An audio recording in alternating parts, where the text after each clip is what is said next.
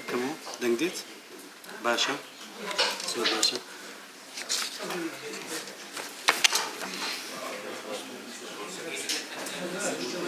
زور سپاس جواب زانم دنگدي استا كحسين دنگدي جاري كده فرصة دنگنا يا باش دنگديت هذا باش دوستان زور بخير بين بو ديداري ام رومان ام ايواري من كگفتگویەکە لەسەر پەیوەندی و چۆنیەتی پەیوەندی نێوان عێراق و هەرێمی کوردستان بۆ مەبەستە بەڕێز دکتۆر سەردار قادر بابەتێکمان پێشکەش دەکات لە ژێرناوی بنەمای فکری زیهنیەتی ململانی بەغدا لەگەڵ هەرێمی کوردستان بۆ دارمانی قوارەی سیاسی کوردستان. تصور دەکەم ئەم سەردێرە دکتۆر دوای خۆی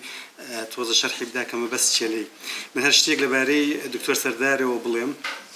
كيك لدايقوي حفتة وشوارع كل كوليج زانست السياسة كان لازم كل صلاح الدين دكتوراي هي وما مصطايا بسبوري هي لزانست السياسة كان سيستم سياسة كان ويا سايد دستوري ونازناوي زانستي بروفيسورة بروانا مزانست كاني بكالوريوس لزانست السياسة كان ل 2005 دبلومي بالا لزانست السياسة كان لبسبوري تيجي سياسي 2003 ماستر لزانست السياسة كان لبسبوري سيستم السياسة كان ياسايد دستوري 2005 ماستر لزانست السياسة كان لبسبوري دبلوماسية إيران هروها دكتورة هي لزانست السياسة كان لبسبوري سيستم السياسي ياسايد دستوري 2008 برزان تيجيشتن لا بيوندين يوان دولة العراق وهريمي كردستان لسردمي إيمدا رنجا جرينجيتش لرابردو زياتري هبه هوكاركشي رونا لسصاي رابردوي دوايدا مزراني دولة العراق بيوندين يوان العراق وهريمي كردستان بيوندين يوان دو قواربوا كيشي كان ناس نامي أو يترياني رد كردوتو أوي بر جابونوا أراستي بخباتي دوا لسصاي رابردو دا دو ريقابو العراق وك دولة تاقي كرامنتوا یەکەم هێشتنەوەی عێراق بە یەک پارچەیی لە ڕێگەی زەبر و زەنگەوە بەدڵنیاییەوە لەلایەن دەوڵەتدارانی عێراقەوە دووەم لەتکردنی عێراق لە ڕێگەی شۆڕشەوە لەلایەن بەرهەڵسکارانەوە هەردوو ڕێگان جامی کارەساتباریان بۆ هەردوو لا هەبووە نە عێراق وەک دەوڵەت حەسایەوە و نە کورد و پێکاتەکانی تر گەیشتنە ئامانج بەڵام دوای 2003 بەتایبەت دوای پەسەندکردنی دەستوری هەمیشەیی عێراق لە 2005 دا شێوازێکی تر لە پەیوەندی کەوتە نێوان بەغدا و هەولێر ئەم پەیوەندیە تا ئەندازەیەکی زۆر لە ژێر سێبەر و هێزی دەستوری عێراق بوو کە بەدڵنیایی و یەک لە دەستکەوتە سەنگینەکانی سەکردایەتی هەرێمی کوردستانە هاوکات لە چەند ساڵی ڕابردوودا و بەتایبەت دوای کۆتایی هاتنی شەڕی داعش ڕوانگەیەکی تر لە هەرێمی کوردستان بەرامبەر بە دەوڵەتی عێراق بەرجەستە بووە ڕوانگەیەک کە بانگەشەی پەیوەندی و لێگەیشتن و ڕێککەوتنێکی نوێ دەکات لەگەڵ دەوڵەت حکوومەت و کۆمەڵگەی سیاسی لە عێراقدا هەر بۆیشم ڕوانگەی کە لە ڕاستیدا هەوێنی پەیوەندیەکانی ئێستای حکوومەتی عێراق و هەرێمی کوردستانە پێویستی بە هەڵسەنگاندن و خوێندنەوەی زیاتر هەیە ئەمڕۆ گوێ بۆ دکتۆر سەردار دەگرین بۆی ڕوویەکی تری ئەم پەیوەندیەمان نیشان بدات کە بریتیە لەو سەردێڕەی پێشتر باسم کرد واتە تیۆری ململانێ ئەمە پێشەوانەی دانیشتنەکانی پێشوو 20 دقیقە نابێت ئێمە چونکە دکتۆر بەتەنیاشە 40 دقیقە دەینی واتە کاتی دوو قسەکەری پێدەین دوای ئەوش دەرگا دەکەین و پرسیار هیوادارین کە لە ڕێگەی پرسیارەکانەوە دکتۆر سەردار بتوانێت ڕوانگەی خۆی جوانتر ڕوون کاتەوە هەر لێرەشەوە بەخێرهاتنێکی دکتۆر علی شەمس بورهان کە لە زانکۆی تارانەوە هاتووە و دکتۆر هیوا شەمس بورهان کە لە زانکۆی لە پاریسەوە هاتووە دەکەین کە بۆ یەکەم جارە بەشداری دەکەن و خۆشحاڵمان دەکەن بە بەشداربوونیان زۆر سوپاس جێبەجێ دێڕین بۆ دکتۆر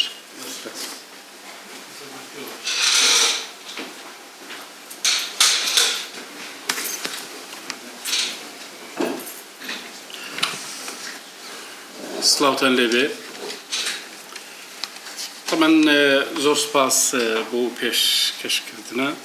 بەڕاستی من لێرە نایم باسی پەیوەندیەکانی هەرێم و بەغا بکەم چونکە لەوە ئەچێ هیچ شتێکی تازەی تێدا نەبێ ئەگەر باسی پەیوەندیەکان پێچ لە چۆنە و چۆنۆمانە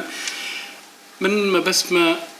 وەڵامی ئەو پرسیارە بدەینەوە ئایا ئەو پەیوەندیە ململانێ کارانەی بەغدا و هەرێم باگراوندەکەی چۆنە لە چۆ هاتووە من زۆر سەرتان ناهێشتن محاولە ئەکەم وەڵامی 6 پرسیار بدەمەوە لێرە کە 2 پرسیار 3 پرسیاریان تەوصیفی سیستەمی سیاسی لە عێراقا دواتریش 3 پرسیارەکەی تر ئەوەیە کە ئایمە لەکوێ ئەو ململانەداین و ئایندەکەی بەرەو کوێ ئەچێت تەمان بۆ ئەم مەوزوعات چەند منهەجێکمان لێ ئیسفادە کردووە چێروانە لە منهەجی ململانێ زۆر ئیسفادەمان کردووە کە دەشێ ئێمە ئایندەی خۆمان لە مەوزوعا بخوێنینەوە تەمان ئەگەر بێت و ئێمە پرسیاری یەکەم بکەین ئێمە ئەو شتێکی ئێستا لە عێراق ئەو گوزارەیە شتێکی تازەیە بەنسبەت ئێمەوە یعنی ئایا ئێمە چۆن چەندان ساڵە ژیان گوزەرمان کردووە لەگەڵ دەسەڵاتی سیاسی لە عێراقا لێرە کۆمەڵە پرسیاری جەوهەریمان نەبێ ئایا دەسەڵاتی سیاسی لە عێراقا ڕنگدانەوەی ئەو واقعەیە کە لەسەری دروست بووە بێگومان نەخێر ئێمە هەمومان لەو مەوزوعەیە متفقین لەسەروی ڕنگدانەوەی واقعی کۆمەلگانە بووە ئەگەر بڵێن ئایا دەسەڵاتی سیاسی هەمیشە لەگەڵ گەلەکەیدا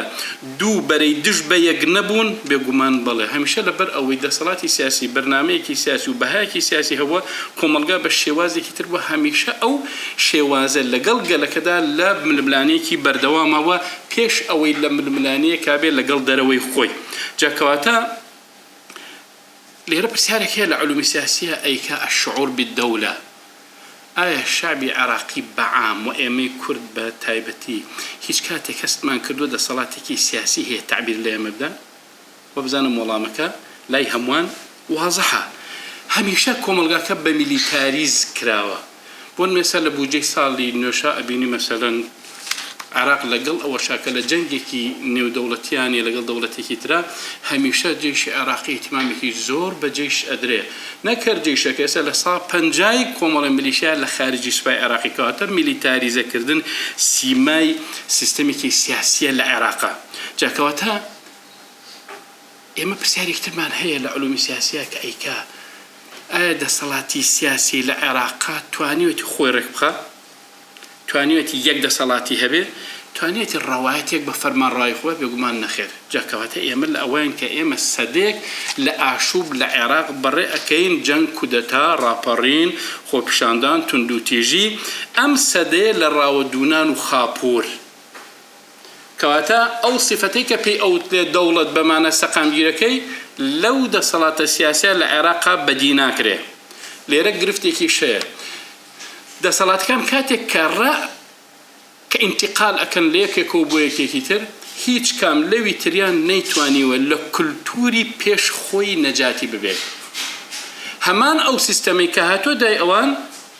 کلتورەکەی پێش خۆی هەڵگرتووەتەوە لەوەش خراپتری کردووە ئێمە وتمان 2003 نەجات بوو شتەکە بەڵام ئایا دەسەڵاتی سیاسی لە عێراقدا کە ئێستا هەیە توانیوێتی لە کولتوری دەسەڵاتەکەی پێش 2003 خۆی قوتار بکە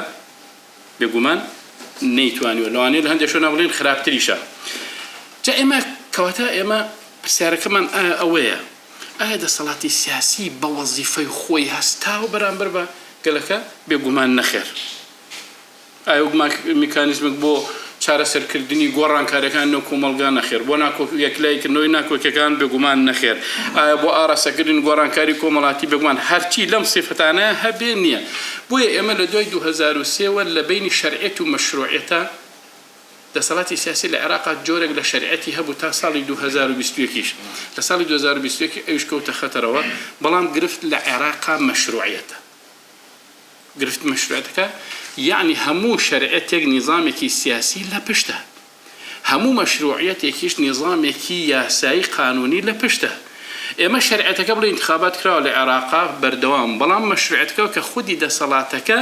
نەیتوانیوە ئیلتیزام بە دەستورەوە بکە بۆ ئەوەی کەزاڵە لە عێراقا ئەجیندایەکە غەیری ئەو ئەجیندایی کە خەڵک ئیدعای بۆ کە ئەجینداکە زیاتر ئەجیندایەکی مەذهەبیە بۆیە دەسەڵات بەردەوام لە ململانەیەکدایە لەگەڵ ئەو واقعی کە ئەی هەوێت دروستی بکە جاکەواتە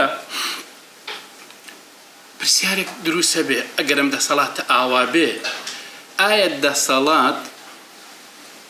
لەگەڵ گەلەکەی خۆیدا لە ململانێدایە بێگومان پێشتر بەڵێ ئێستاش لەگەڵ جزئێکی زۆری بەڵێ ئایا ئەم هاوکێشەیە لەکوێی سیستەمی سیاسیدا جێ دەبێتەوە کە دەسەڵاتێک بکەوێتە ململانێ لەگەڵ گەلەکەی خۆیدا بێگومان تەنها لە سیستەمە دیکتاتۆریەکانە جێ دەبێتەوە کە دەسەڵات بکەوێتە ململانێوە لەگەڵ گەلەکەی خۆیدا ئەبینی هەمیشە دیدێکی ئەمنیانە بۆ خەڵکی هەیە هەر کاتێک دیدێکی ئەمنی شەبوو بێگومان ئەبین دیدێکی تاوانبارانی پێشوەخت هەیە بۆ گەلەکە کەواتە دەسەڵاتی سیاسی عێراقی نوێ ئەبینی خۆی بە پارێزەری سەرجەوەری عێراق ئەزانێت بەڵام لە هەمان کاتا پابەند نییە بە دەستورەوە خودی دەسەڵاتە سیاسیەکە ئەوەی کە جیاوازە لە زۆربەی زۆری دنیا خۆی ململانێت لەگەڵ خودی دەستورەکەی خۆشیان دەکات لە ڕێگەی دادگای فیدرالیەوە جا لێرە پرسیارەکەمان ئەوەیە ئایا کێ لە عێراقا حکوم دەکات دەسەڵاتی تەشریعیە یا دەسەڵاتی جێبەجێکردنە یاخود محکەمەی دەستوریە محکەمەی باڵای فیدرالی ئەوەی کە لە عێراقا حکوم دەکات محکەمەی باڵای فیدرالیە جا لێرە پرسیارێک ڕۆژێ لە شوێنە دروست بوو بۆچی ئەو برادرانەی خوار و ئەوەندە پەنا ئەبەنە بەر ئەوەی کە محکەمەی فیدرالی ئەو ڕۆڵی پێ بدرێ طبعا من خۆم بە تەفسیری خۆم نزیکی 15 بۆ 16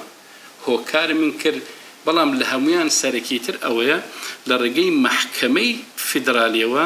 قفڵی پرۆسەی سیاسی لە عێراقا کراوە تۆ چۆن ململانەیەکەی چۆن پژپێرکەیەکەی چۆن هەڵبژاردن ئەەکەی لەو سەرە تۆ محکومی بە یەکێک لە هەڵوێستەکانی بڕیارەکانی دادگای فیدرالی واتە بەمانایەکی تر دادگای فیدرالی لە زۆربەی شوێنەکانە شوێنی دەستوری گرتوتەوە بڕیارەکانی فیدرالی کە تقریبا لە 40 شوێنە یاخود لە 40 داوایە کە دژی هەرێمی کوردستان هەیە سێرکی بڕیارەکانی دادگای فیدرالی لە زۆرێ لە قەزەکانە کە تەقدیم کراوە بۆ خۆی شوێنی یعنی دەستورێکی هەموارکراو ئێستا لە عێراقدا هەیە بۆیە ئەو منطقە لۆژیکە یاساییە کە هەیە هی دەستور و یاسا جیاوازە لە منطق و لۆژیکی محکەمەی دەستوری جاروە هەیە لە دەستورە تۆ هەندێ مادە ئەبینی بە سەراحەت ئەبینی ئەو تەفسیرە نییە کە خودی دادگاکە کردوێتی یا دادگاکە جاری وایە ئەمساڵ حکمێکەدا لەوانەیە 5 ساڵی تر تەفسیرێکی تری هەبێ بۆ هەمان قەزیە بۆیە لێرەدا پەنا بۆ ئەو مۆزوع ئەبرێ بۆ ئەوەی قفڵی پرۆسی سیاسی بگرێت طبعا هۆکارەکان زۆرن من لێرە ناتوانم هەمووی باس بکەم چونکە مەبەستم پێی دواترە یعنی دەسەڵات ململانێ لەگەڵ هاوڵاتیانی خۆیدا دەکات هەموو شتەکان لە پرۆسەیەکی خراپکردنی کۆمەڵگایە کە لە چەمکە فەلسەفەکە پێی ئەوتێ فتیشیزم هەمووی جا لە موچەیەکە لە سارەیەکە لە شتێکایە ئەنی ئەو قەزەی کە بێ کۆمەڵگا بە دوایە بگەڕێ سیرەکەی دەسەڵاتی سیاسی لە عێراقا هەموو ئەو شتانەی دەرکردووە لە خەڵکانی دەوڵەتێکی شکست خواردووی دروست کردووە نەکرد بۆ خۆی بەڵکو کاریگەریشی لەسەر دەوڵەتانی ناوچەکەش زۆرە جاکەواتە ئایا ململانێ ئەەکە بێگومان بەخێر ململانەکە زۆر وازەحە ئاماژەکانی ململانێ چییە؟ ئاماژەکانی ململانێ ئەوەیە زۆر تەبیعیە برسیکردن ئەنی ئەگەر تۆ تەفسیرێک بۆ موچە بکەی موچە یەکێکە لەو شتانی لە هەموو سراع و ململانەکانی دنیایە دەوڵەتان تەنانە لەسەر ئاسی ناوخۆشە مۆدیلێک نابینی دەسەڵاتی سیاسی موچەی هاوڵاتی بەڕاستی من ئەمە لێرە من تەبریر بۆ هەندێک مەسائلی سیاسی خۆمان ناهێنمەوە کە لەوانەیە لە هەندێک لە قۆناغی زەمەنیە یاخود لە هەندێک مەسائلی تریشە ئێمە کەم تەرخەم بووین بەڵام لە هیچ معادلەیەکی سیستەمی سیاسی دەوڵەت لەگەڵ هاوڵاتیانیدا پەنای بۆ ئەم مەسەلەیە بردبێ مەسەلەن شایستەیەکی دەستوریە دەستور جێبەجێ ناکرێت طبعا من دراسەیەکم کرد بۆ برارەکانی محکەمەی فیدرالی تا 2021 لە 135 ئەوانەی کە چۆتە بەردەمی محکەمەی فیدرالی خودی دەسەڵاتەکەی خۆی نێبینیوەتی هەندێکی دادگای کارگەری باڵای حکومەت بەڵام ئەم بڕیاریش لەسەردا و کێ قسە لە ئەوەکە شتەکانی دواتر مەسەلەی شيعية الدولة أما چەمکێکە بە واضحی دەرکەوتووە لە انتخاباتی دوای 2021 طبعا ئەمە قانونێکمان هەیە لە ئیسرائیل شەمال قانون هەیە لە ساڵی 2016 کاتێککە دراسی ئەوە کرا عەدەدی مەسەلەن فلەستینەکان لەوانی تر زۆرتر ئەبێ کنیستی ئیسرائیل هات بڕیارێکی دەرکرد یەهودیەت الدەولە کەواتە هەرچەند ئەوتر عەدەدی زۆر ببێ جنسی ئیسرائیلیشی پێ بێ مەسەلەن تا حدودێک گەڕواکە بەڵام شتەکان چۆن ئێستا لە ئەڵمانیا بە هەمان شێوە ئەوەی کە جنسی ئەڵمانی هەیە لەگەڵ متەجەنیسەکە جیاواز لە هەندێک مەناسبە لێرە فراکسیۆنی زۆری نەکە تعبیر لە شەرعەتی هین بە بێگومان نەهێڵرا فراکسیۆنێکی نیشتیمانی دروست بکرێ شیعیەت الدەولە. طبعا ئایا ئەو سلوکە سیاسی کە دەکرێت پێچوانێنێ لەگەڵ ڕێکوتن نامەنێ دەوڵەتەکان بێگومان بەڵێ. یعنی مەسەلەن ئێستا عێراق ئایا سلوکێکی وای کردووە کە بۆ خۆی بە سلوکێکی دروست بێ بۆمە باشترین شت کە بۆ نمونە بهێنەوە لە بڕیارەکەی جەمعی عامە بوو. عێراق یەکەم جار موافق نەبوو، وتی لەگەڵ تەشریعاتی وەتەنیمە یەک ناگرێتەوە، بەڵام دوای 2 سەعات هەر خۆی هات زەختی لەسەر بوو بۆ ڕازیکردنی هەندێک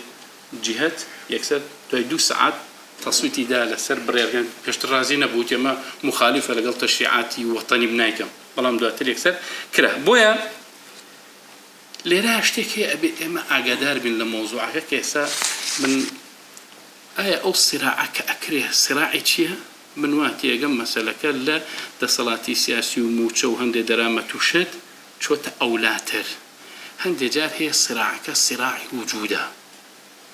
یعنی تۆ وا تێمەوە تێنەگەین کە حکوومەتی هەرێم نەما ئیتر ئیشەکە لەوێ ئەوەستێ، بەڵکو ئامانجەکە بۆ دواتریش ئەڕوا کە مەسەلەی سراعی وجودە کە یەکێ لەو پانتایگەی ماوەتەوە خاوەنی پێگەیەک و ماهیەتی استراتیجیە هەرێمی کوردستانە. بۆیە هەدەفەکە من کاتێکاڵم بە ئامانگیراوە لەوێەوە، یعنی سراعەکە سراعی وجودە، مەسەلەکە بودجە نییە، مەسەلەکە نەود نییە، مەسەلەکان گومرگ نییە، مەسەلەکە زۆر لەوەش گەورەترە. جا کەواتە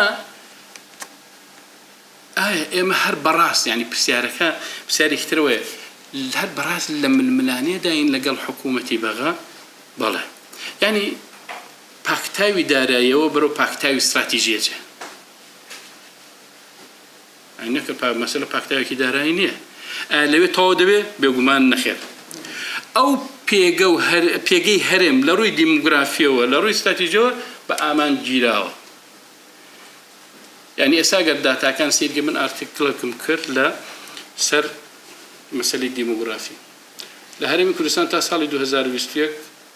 1,063,000 عەرەب ئەژی، لە هەولێر نزیکی 600,000 بێجگەر بە ئاوارە. ئەم 600,000 نزیکی چەند دەبێت لە هەرێمی کوردستانە؟ زۆرەکە بۆ لە هەولێرە نزیکی لە 127 تا شتێکی وای شوێنێ لە هەولێرە. یعنی ئەمە ئەگەر تۆ بێت و بەراوردی کەی لەگەڵ مادەی 18 دەستورە، ئەگەر ئەو حاجزەی لە دەستورە باسەکرێت محکەمەی فیدرالی یەکلایی کردەوە، ئەو کاتە ئەزانی لە هەر هەڵبژاردنێکی پارێزگاکانە لە سەد چەندی ئەنجومەنی پارێزگاکەی تۆ یا پەرلەمانەکەی تۆ بێتە غەیری کورد. وەڵام منەوەنی دراسەم کرد بە هەمویان لە 136ەکە ئەوی خۆم دراسەم کرد، ئەو مەجالی و تەفاسیلە نییە بە بەڵێ بەڵێ. جاکەواتە من لوغزەکە لێرە ناڵم لەوە گۆڕابوو ئەوە ئیتر سیرەکەی هەر شتەکە بە ئامان گیراوە زۆر بە تەبیعیش چەند مڵک هەیە ئێستا غەیری ئێمە. بۆیە جاکەواتە بۆ ئاسانکردنی شتەکە ئایا ئاماژەکانی ململانی نێوەی ئێمە و ئەوان چییە؟ پەیوەندیەکان ئاساین بێگومان نەخێر، هەنگاوەکان بەرەو ڕێکەوتنە چەند پێناچێت نەخێر، پەیمان بەڵێن ڕێکەوتن پاشگەز بوونەوە لەوە زیاتر هەیە تا ئێستا ئەوەمان بەدی کردووە. کاتێککە تۆ لە بەردەم واقعێکی ئاوابووی هەمیشە واقعێکی بێمتمانە دروست ئەبێ، هەمیشە نیگەرانی و ترس و فشار و ململانەکە سەیدی مووقیفە نەک ئەوانتر. جا باش ئایا نیەتی بەغدا لە کام پێنجنێتە کە لە سیراعە باسەکرێت؟ نیەتی پێشبڕکەیە کاڵێ من ئەیبەمەوە تو ئەیدۆڕێنی، هاوکاریە من ئەیبەمەوە تۆژ ئەیبیتەوە، خۆ گونجاندنە برا و دۆڕا و یەکن یعنی نییە لەینەکە، لە خۆگرتن و ئاشبوونەوەیە ئاژمە نیشتیمانیە لە پێناو گەل من لە دۆڕێم تۆ دەیبیتەوە بێگومان نەخێر. زیهنێتی پێنجەم یاخونیەتی پێنجەم سازشکردنە، هەردوو لا سازش دەکەین تارەکەین بێگومان یەکەمە ئەوەی تا ئێستا بەدیکراوە مەسەلەکە پێش بڕکێ و هیچی تر. طبعا لێرە من ئەمەوێ لەو تۆسیفە کەواتە ئێمە لەسەر کام بنەمایە ئەبێ مامەڵە بکەین. ئایا لەسەر بنەمای ئەوەی کە ئەگەینە ڕێکەوتن و بە پێی دەستور ڕێکەوتنێک بکرێ گرفتەکە ئەوەیە کە لایەنی بەرامبەر ئەمەی ناوێ. طبعا مناسبەیەکی تر هەمان ئینستۆ لە ڕۆتانە کردی سەبارەت بە ذهنێتی ئاشتیخوازی سەرۆکی هەرێم. بەس ئایا بەرامبەر بە هەمان شێوە وا بیرەکاتەوە ذهنێتی ئاشتیخوازی ئەمە گرفتەکە نەقسی عەمەلی سەلام و ڕێکەوتنەکە ئەمەیە تۆ ئەتەوێ بەرامبەر نایهەوێ. کەواتە لێرە ئایا ئێمە لە ململانێداین بێگومان بەڵێ. جا من پرسیارەکەی کۆتاییمان ئەوەیە ئایا ئێمە لەم ململانی و تۆسیفی کە باسمان کرد لە کام مەرحەلەی ململانێداین؟ ئێمە هەمومان ئەبێ ئەتراف بین لەم پرۆسێکی ململانێداین. طبعا ئێمە کاتێکە چیتە سەر دانوستان دوو منهەجی تیا، منهەجی تەعاونی تیا لەگەڵ منهەجی سراع. منهەجی تەعاونەکە واضحە، ئەگەیتە نەتیجە وڵات پێکەوە دەنێت و چی ئەمانە هەمووی تا ئاخر. بەڵام کاتێک کە دێتە سەر منهەجی ململانێ هەر لە بیدایەتەوە ئەبێت تۆ بۆت معلوم بێت لەسەر چ ئەساسە تەعامل لەگەڵ بەرامبەرەکە تا ئەکەی و ئەبێ ئاگار لێبێ هەنگاوەکانی چییە بەرامبەریش هەنگاوەکانی چییە. طبعا بەپێی منهەجی سراع ئێمە چوار قۆناغمان هەیە: شەتەککردن، پەرتکردن، گەمارۆدان، زاڵبوون. ئەم چوارە. ئایا ئێمە لە پەیوەندیە ململانێکارەکانمان لەگەڵ بەغدا لە کام قۆناغەداین؟ طبعا مەسەلەی شەتەککردن یەکێک لەو شتانەی کە بەکاری دەهێنن بەرامبەر بە ئێمە مەسەلەی ئەوەی شەتەکمان ئەکەن. طبعا کاتێک کە تۆ ئەڵێی پلانەکە زۆر بەلەسەر بخۆی تۆ پەلی موچەتە، ئەو هیچ پەلەی نییە. پلانەکە زۆر لەسەر خۆیە، ئیستیفزاز دەکە، شتەکان دووبارە بنەوە، هەر ئاسان ئەبی بەکەم سیر دەکرێ. مەسەلەن نۆفدێک دەچێت لێ بە پێویستی تماین پێ نادرێت. بۆ نمونە لێدوانی لاوەکی یەکێ لەو سەرەوەینەکە ئەڵێ وەڵا نەوتەکە لە بەروی گۆریەکان ئامادەنێ بەناوی حکومەتەوە بزانە خۆ موقفی تۆ چییە. ئیستینزاف دەکە، ئیستینزاف وەنمە هەوڵدان بۆ دروستکردنی ئاشوب. هەر لەو ڕۆژەوەی کە محاوەی ئەو کرا پرۆسی سیاسی لە هەرێمی کوردستان تووشی فەراقی سیاسی بێ ئەمە جۆرێک بوو لە ئاشوب. ساڵی ئەم ساڵ مانگی یەک من وتارێکم نووسی کە محکەمەی دەستوری بڕیار لەسەر نادەستوری بوونی درێژکردنەوەی پەرلەمانی کوردستان ئەدا لەبەرەوە ئیشی پێیەتی. مەرحەلەی شەتەکردنە کاتێک کە ئەمانە نابێ مەرحەلەکە شەتەک دەکا بۆ ئەوەی تۆ طبعا ئامانجی شەتەکردنەکە لەو سەرۆچیە وازەح من باس یەکەم. یعنی مهم ئەوەی ئەو بگاتە ئامانجەکەی خۆی تۆ شەکت دەکا، هیلاکت دەکا، وا نیشان دەدا کە ئارەزووی لە دانستان و گفتوگۆیە، بەڵام مەبەستی پێی قۆستنەوەی کاتە. مەبەستی پێی قۆستنەوەی کاتە. تۆش جای وایە لە مەسەلەکە پەلەتە، مەسەلەی موچەیە، هەندێک مەسەلەی خزمەتگوزاری ترە، ئەم شتانە وا لێکە تۆ پەلەتە ئەو پەلەینە. بەردەوام داواکاری نوێ تۆ حەسەکەی لە هەندێک کۆمەڵی داواکاری نەجاتت بووە، هەندێک تەطبیق کردووە، جێبەجێت کردو بووە، هەندێک داواکاری تر دەهێنێ، ئەن دەگرێت و خاڵی سفر. بۆ نمونە کاتێک کە تۆچی هەموو کەس تۆ خوای ئەکرد سێشەمەی پێشوو 700 ملیارەکە بگە سێکی سەر لە نوێ داوای تەدقیقی مانگی 7 بووەکە. کۆمەڵی داواکاری تازە سەر لە نوێ بۆ ئەوەی تۆ شەکت بکە. بەخاوی زۆر ینی زەمن چەنی پێچێ مشکلەی نییە. تۆ چۆنە ناکۆکی دروستکردن، تەبانە چی لەو شتانە ناکۆکی دروستن لەسەر هەموو شتێک. ناکۆکی دروستکردن لەسەر هەموو شتێک لەگەڵ هەرێمی کوردستان تا ئەگاتە ئەو حەدی ڕەشبینی، تا حەدی ڕەشبینی کردن بۆ ئەوی تۆ بەرێ بۆ شوێنێک تر لەسەر شوێن، لەسەر کەسەکان، لەسەر کەیسەکان، لەسەر هەمووی، لەسەر ئەجندەی کار، زۆر لەسەر ڕۆیشتنی کەیسەکان. کەیسێکی زۆر بەسیتە ئەوەندە نایەنێ، ئەوەندە لەسەری دەڕۆن، ئەوەندە بۆی تۆ هیلاک ببی ئەو مۆزوعات چۆنە. دواتر هەوڵ دەدەن ئەو بڕەپارەی کە حکومەتی هەرێم بەدەستەوەیەتی مەسەلەن بە هەدەر بڕۆ. ینی جاروێ پسەرگە ئەوان زۆر مەبەستیان بوو واریداتی نانەوتی حکوومەتی هەرێم تەسلیمی بکە. بس حكومتي هرم تسليمي نكر يعني لو أنا أمل لا يهندك رخنيك بلام تو بيه هنا ربرت شاي خد بفي أم تيورا أجر بهاتا حكومتي هرم أو برباري دهاتي بدستو بو تشي بدستو أما بو أو ماشيني حكومات إيش بيبكى يعني لسالك بس أو مصاريف أو برهم هناني نزيكي 550 مليار تيجي لهرم كردستان خو قربيتو همو مانجا حكومتي هرم دهاتي نانو تيشي تسليم كردايا يعني وآمادنا بو مثلا ليشي دركا اگر ام تسلیمی بکا او کات حکومتی هرم هیچی به دستو نامینه بویا لیرا هول دادن مثلا بو اوی کات بقوزنوا مثلا کیسه کان لکیسی کی سیاسی و اکثری گزنو و کیسی که هنری و سپوری جا کیسیش کوت دستی هنری و سپوری زۆری پێچێ بۆ ئەوەی کاتەکە ئەوەندە بڕوا دانیشتنی زۆر لەسەر ئەکرێت چیمانە کەیسی نوێ بەردەوام هینەکرێت بەردەوام خەیرانەکە وا لە هاوڵاتیان و دەسەڵاتداران ئەکا لایەن ڕۆشن نین یعنی نازانن بەرەو چی ئەچێ ئایا کەس لێرە کە ئێمە دانیشتوین لە خزمەت جەنابتانە ئایا کەس تۆقعی ئەوە کە ئایندەیەکی ڕۆشنی ئەم ململانەیەمان پێ بڵێن لواني أوندي كبرشبيني بس موضوع كاكين لواني أوندا كجبين نبين بو موضوع كا أمي شرخوي لخويا بابتيكي أو شتكردنا مثلا من المناخ دبورن لشونك وبشونك كتير مثلا إما قسما لسد هاتا أي قرن بكركوك يا أي قرن بشونك كتير بوي همي مثلا كركوك لك أجر سكداتي كردي لو مسألة حكمتي بكارنا هناك كوجش يقولوا كيساني كده دش بتكاتو بقول لي رتو قرفتك بوشوني كتير يا مثلا لا تسقور ماتو يعني كيس كان أجوزته بوشوني كتير بقول تو برتكا بوي هلاكتكا بلا من يجارش هي بوشة تكردم زي زمانك لهوري دروز زكاة وفدك دي زور بإسراحات دا أنيشن كمال وعدي باش كمال رؤية إيجابي هر خوي لخوي أما خاو كرنوي توي شتكن سرلن سيركي دو حفته هورية حفته أخير تون أبيتو سرلنوي اشتكى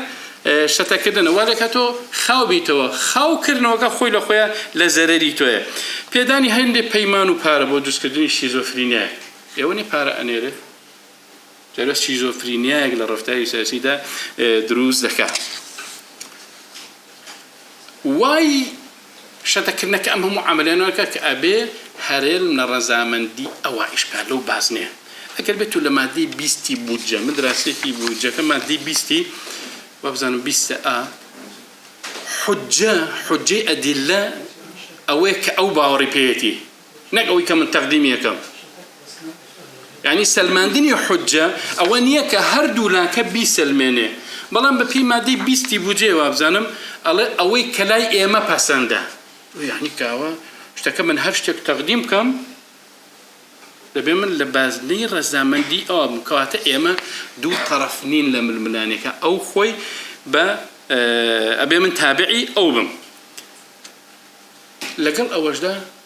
هیچ بەهایەک بۆ دانانە کە هەرێمی کوردستان مەسەلەن یەکێکی فەرمان ڕەواییە لەناو دەوڵەتێکی فیدرالیدا هەموو بڕیارەکانی محکەمەی فیدرالی زۆربیان لە یەک دوانێکان نەبێ بەو زیهنیەتە دەرکراون بە زیهنیەتێکی مەرکەزی وایە کە پارێزگای هەرێمی کوردستان دووهەم گەورەترین پارێزگای عێراق یعنی من جاری وە هەیە بۆچی مني قسيكي دستوري بكم منك آية بمحافظة كردني هلا بجا قضيكي سياسية قضيكي دستوري آية بمحافظة كردني هلا بجا بيسي ببروجي ياسي برلماني عراقي هي لشوي دستوري بوم جيكي تو نخير بلام أو بوتبات أنه برلمانوا بس تا رازي نبي بداواكي من نايكم بباريزيا أبي لبرامبر رازي ببقتنوي بارزجاي كتير لناو جرجي بازني كي سنية أنجاتو بهلا بجا رازي يعني خدي أو سيرك قصدي كتو داخل عبادة أبي جكواتا النتيجة شتقمون لما الملاني دا تشيا أبي أجمل لبي أمه بێباکبوون و سەر لێ شێوان و ماندووبوون. إنما النصر صبر ساعة. جاروا هي صبرك ناقري شتك دقيقي ما عنده أبي يتر يقرزين نامني آرامين نامني حكمة نام شكل السياسة حكمة نما ناتواني برستدين مرتبة سياسة حكمة سياسي بريتية لوي كسر كرداتك بتواني دو تناقص بيك وكوب كاتو تعامل يعني قبل جا شتك كردن هر كاتك كإنسان شتك بو ماندوبو بله شكت بو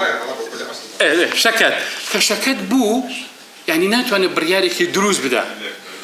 يعني ناتواني برياري كي دروز بدا جا ام بريار دروز ندانش وايلي دكا لهندي مسائل استراتيجي دروز بوني آشوب همشه چي لي اكيوتوا آشوبي لي اكيوتوا بويا كاتك إنسان شكته به آرامي نامنه كآراميش النبو آشوب دروسه به طبعا آشوبه براستي يشك لو مسلاني كريجيك بوشتيكي ترخوش أكال لا عنددا كحكومتي فيدرالي خواخواي أويتي بلن فوزا لهريم كردستان هيو وبريارك محكمة فيدرالي تدخليك بوكا بس نقشتوين هذا زور محاولة شكرا مثلا 2018 2019 بلام سري نقل يعني موضوع كونا داروخاني هواش همشه شك دقدان شتيكي بيوتي داروخاني هواش لتفسيري من الملانه دا جيلي چوارمي جنگي بي الان نايا لبرتاوي كبير خونه ونجاتي به هر سيستميكي سياسي لبرتاوا روخابه او سيستم سياسي باساني شون خوي قرتوتوا لهمان كاتيشا مؤسسات كاني ماهيتي خوي ماوا وفوزاش توشي كوملغان نبوه بلام اما لجات شي بكار هندي داروخاني هواش نظريك من هي بيوتي الفوضى الخلاقة فوضى الخلاقة شي الإشكالة كاني شي تو فوضاك خلاق دروسكي بس ديارني النتيجة كي آية هاو كشكاني لدستي تو دار دبي يعني أمينيتوا بلام تآكل يعني الطبيعي والتدريجي وأكا أو كوملغايا وردة بهواشي داروخه نمينه بها كان زور كذبه مؤسسات كان بهاي نامينه دو صلاتي سياسي توش إشكالاتي وإزدواجاتي كبه كانت واني مطالبي خلقي دابين كا بردوام مطالب كانش زور دبن جهر كاتك كده صلاتي سياسي توش أو إشكالة أبي لمدخلات ومخرجاتها توشي إشكالاتي كي جوربه كأما طبعا على الدنيا السياسة نظري تحليل النظم وأنا باش باسي أو موضوعا كان يعني توشي أو إشكالة تبو وردة آشو بكش دروس أبي تدارو خانك بردوام أبي بويا أما يشكلوش تاني كلقل هريمي كردستانا أم موضوعا بكار دهنري دوهم برد كردنا طبعا برد كردن نانوي فتنة واضحة يعني قناغي دوم قناغي جاكواتي ما بساري بكين بيجي إيما شويني إيما ياخد واقعي إيما لهريمي كردستانا مرحلية كم أنتي براندولا من الملانكيانا أو بسارة مطروحة دبي هموما والله هو موضوع أبدينه مرحلي لما لمرحلة شكت كردن داي ياخد تيمان براندوا دوهم مرحلة برد كردنا أمانجلي أنو فتنة طبعا برد كردن واضح فرق تصد ما سياستي يور أمانجلي شيء طبعا أو كي إن بك خال الله وزكان من بدوز نو بين نو طبعا جاري وهي جرينجدان بلاينك لنا ولا يعني كتدا أما أوانيك بكاريان تنظير بوشتك إلى أنك تركب بو أي ترناكري وهول أدن واش قناعت من بيبكن كهر لدير زمان وإيمن من تواني ويكريز بين أما جورتين قرفت براسي لذهنتي إيميا تنانت من باسي أوناكم فلان وفلان تنانت أول لناو أدبياتي كرديش دارنجي داوتو كإيمن ناتوانين يكريز بين أما زور خطرة ناكو كاني إما قول لك نوا أواني كيسا هي ناو شجرتي طبعا بلانكان بلانكي زيركن مثلا لەگەڵ لایەنێک تعاملەکە لەگەڵ حکومەتی هەرێم تعامل ناکا ئاسانکاری بۆ لایەنێک دەکرێت بۆ ئەوی تر ناکرێت بۆ 65 ئەندام پەرلەمان ئیمزاکەوە کاتەوە لە پەرلەمانی عێراقیە بەس بۆ ئەوەی نەوتەکە بە نرخی محافەزەکانی تر بدرێت بە حکومەتی هەرێمی کوردستان بەوی نادەن بە یەکێکی ترە چێ 2 ملیۆن لیتری ئەدەنێ هەر بە هەدیە سیرەکەی ئاسانکاری بۆ یەکێک مەسەلەن بەس ئەوە هەدەفی خۆی هەیە طبعاً چەندان بڕیار و سیاست دەگرن نەبەر لە پێناو بەهێزکردنی پێگەی لایەنێک زۆربەی زۆری ئەو ئیشکالێتانی لەسەر پرۆسی سیاسی هەرێمی کوردستان هەیە زۆرێکی بۆ تەقویەی لایەنێک لە لایەنەکانە هەمیشە بڕیارەکانی محکەمەی فیدرالی ئەگەر تۆ بتوێت تەفسیری بڕیارەکانی محکەمەی فیدرالی بکەی ئەبێ بێ سەیرێکی پرۆسی سیاسی لە هەرێم لە هین عفواً لە هەرێمی کوردستان و لە عێراقا بکەی ئەگەر جێگیر بێ ئەوە دادگای فیدرالی هەندێک جار تەعجیلیانەکە بەڵام ئەگەر پێویستی بێ بۆ تەقوی هاوکێشە سیاسەکە محکەمەی فیدرالی لەوێ لەکسەر تەدەخل ئەکا بۆ تەکمیلەکردنی هاوکێشە سیاسەکە بۆیە دادگای فیدرالی بەردەوام مەسەلەن دەرگای واڵە ئەخر بارەگایەک لە کەرکووکە لەکوێی پەیڕەوی ناوخۆی دادگای هەیە لەکوێی دەستورە هەیە ئەن دادگای فیدرالی بەس ئەبێ باس لە مەسائلە فیدرالیەکان بکە بەڵام سیرەکەی لەوەش زیاتر دابەزێ بۆ کەمکردنەوەی بەهای دامەزراوی یاسایی هەرێم مثلا ئەگەر بێت و حکوومەتی هەرێم نەبێ یا سەرۆکاتی هەرێم نەبێ ئەنی لایەنەکان لە دەوری شێ کۆ دەبوونەوە مەشێ لەو زۆربانی کە لە پەرلەمانی هەرێمی کوردستاندرا ئەوە بوانی مثلا ئاشوبێکی سیاسی پەرتەوازە لە هەرێمی کوردستان دروست بێ مەسەلە هەر ئەوە نەبوو دروستە یا دروست نییە ئایا 2009 محکەمەی فیدرالی هەر بڕیاری نەدا درێژکردنەوەی پەرلەمان کارێکی دروستە بەچی ئێستا بە شێوازێکی ترە طبعاً کەواتە مرحلەیەک ترمان هەیە پێی ئەوترێک گەمارۆدان جا ئەمە مرحلەی پەرتکردنەکە بەڕاستی من وا ئەبینم لە مرحلەی یەکەم و دووهەمە زەفەری باشیان پێ بردوین مەسەلەی گەمارۆدان طبعاً بە دوو قۆناغی پێشوو ئەگەر سەرکەوتوو بوو بە ئاسانی گەمارۆ دەدرێن بە ئاسانی گەمارۆ دەدرێن بۆ ئەوەی کە ئەوەی هەتە لێت بسێننەوە طبعاً گەمارۆدان هەمیشە ئاگادار بین ئەبێ وا تەعاملی لەگەڵاکەی جۆرێکە لە جەنگی سارد گروپە وەلایەکان مەسەرەن سیاسەتی خۆپارێزی بەکاردێنن یعنی تا هەرێمی کوردستان هیچ لە ذهنەتی سیاسیە زیاتر نەچێ بەرەو ئەولاتر جارێکتر باسی سەربەخۆیشت بۆ بکە دواتر مەسەلەن قوتکردنەوەی هەندێ هێز ئێستا من ئەگەر پرسیارە بکەی هەندێک جار دێتە ئەڵێی باشە لە هەرێمی کوردستان لە بەغا چەند ئەندام پەرلەمانی هەیە لەوانەیە ئێمە بڵێن 62 نەزانم عەدەدەکە بەڵام ئەم 62 پەرلەمانتاری حکوومەتی هەرێمی کوردستانن یا لە بەرەکەی بەرامبەرایە سەرکەی بەوەش گەمارۆ درابی ینی هەندێک ئەندام پەرلەمانتار هەیە ئەوەندەی کە ئەندام پەرلەمانتارە کوردەکە مەسەلەن لەوان ڕەخ نەبگرە بەڵام ئەوەندەی کە لە سەنگەرە لە هەرێمی کوردستان ئەوەندە لەینا نییە ئەوەندە تعبیر لە داخوازیەکانی ئەو ناکە بۆیە لێرە سنووری ناوچە جێناوکەکان گەمارۆدان وردە وردە بەرتەسەکەکەنەوە ئەمێ شەکەلە و مۆزوعانەی کە بەڕاستی ئێمە شتێکمان لێ لە سیاسەتا پێوترێن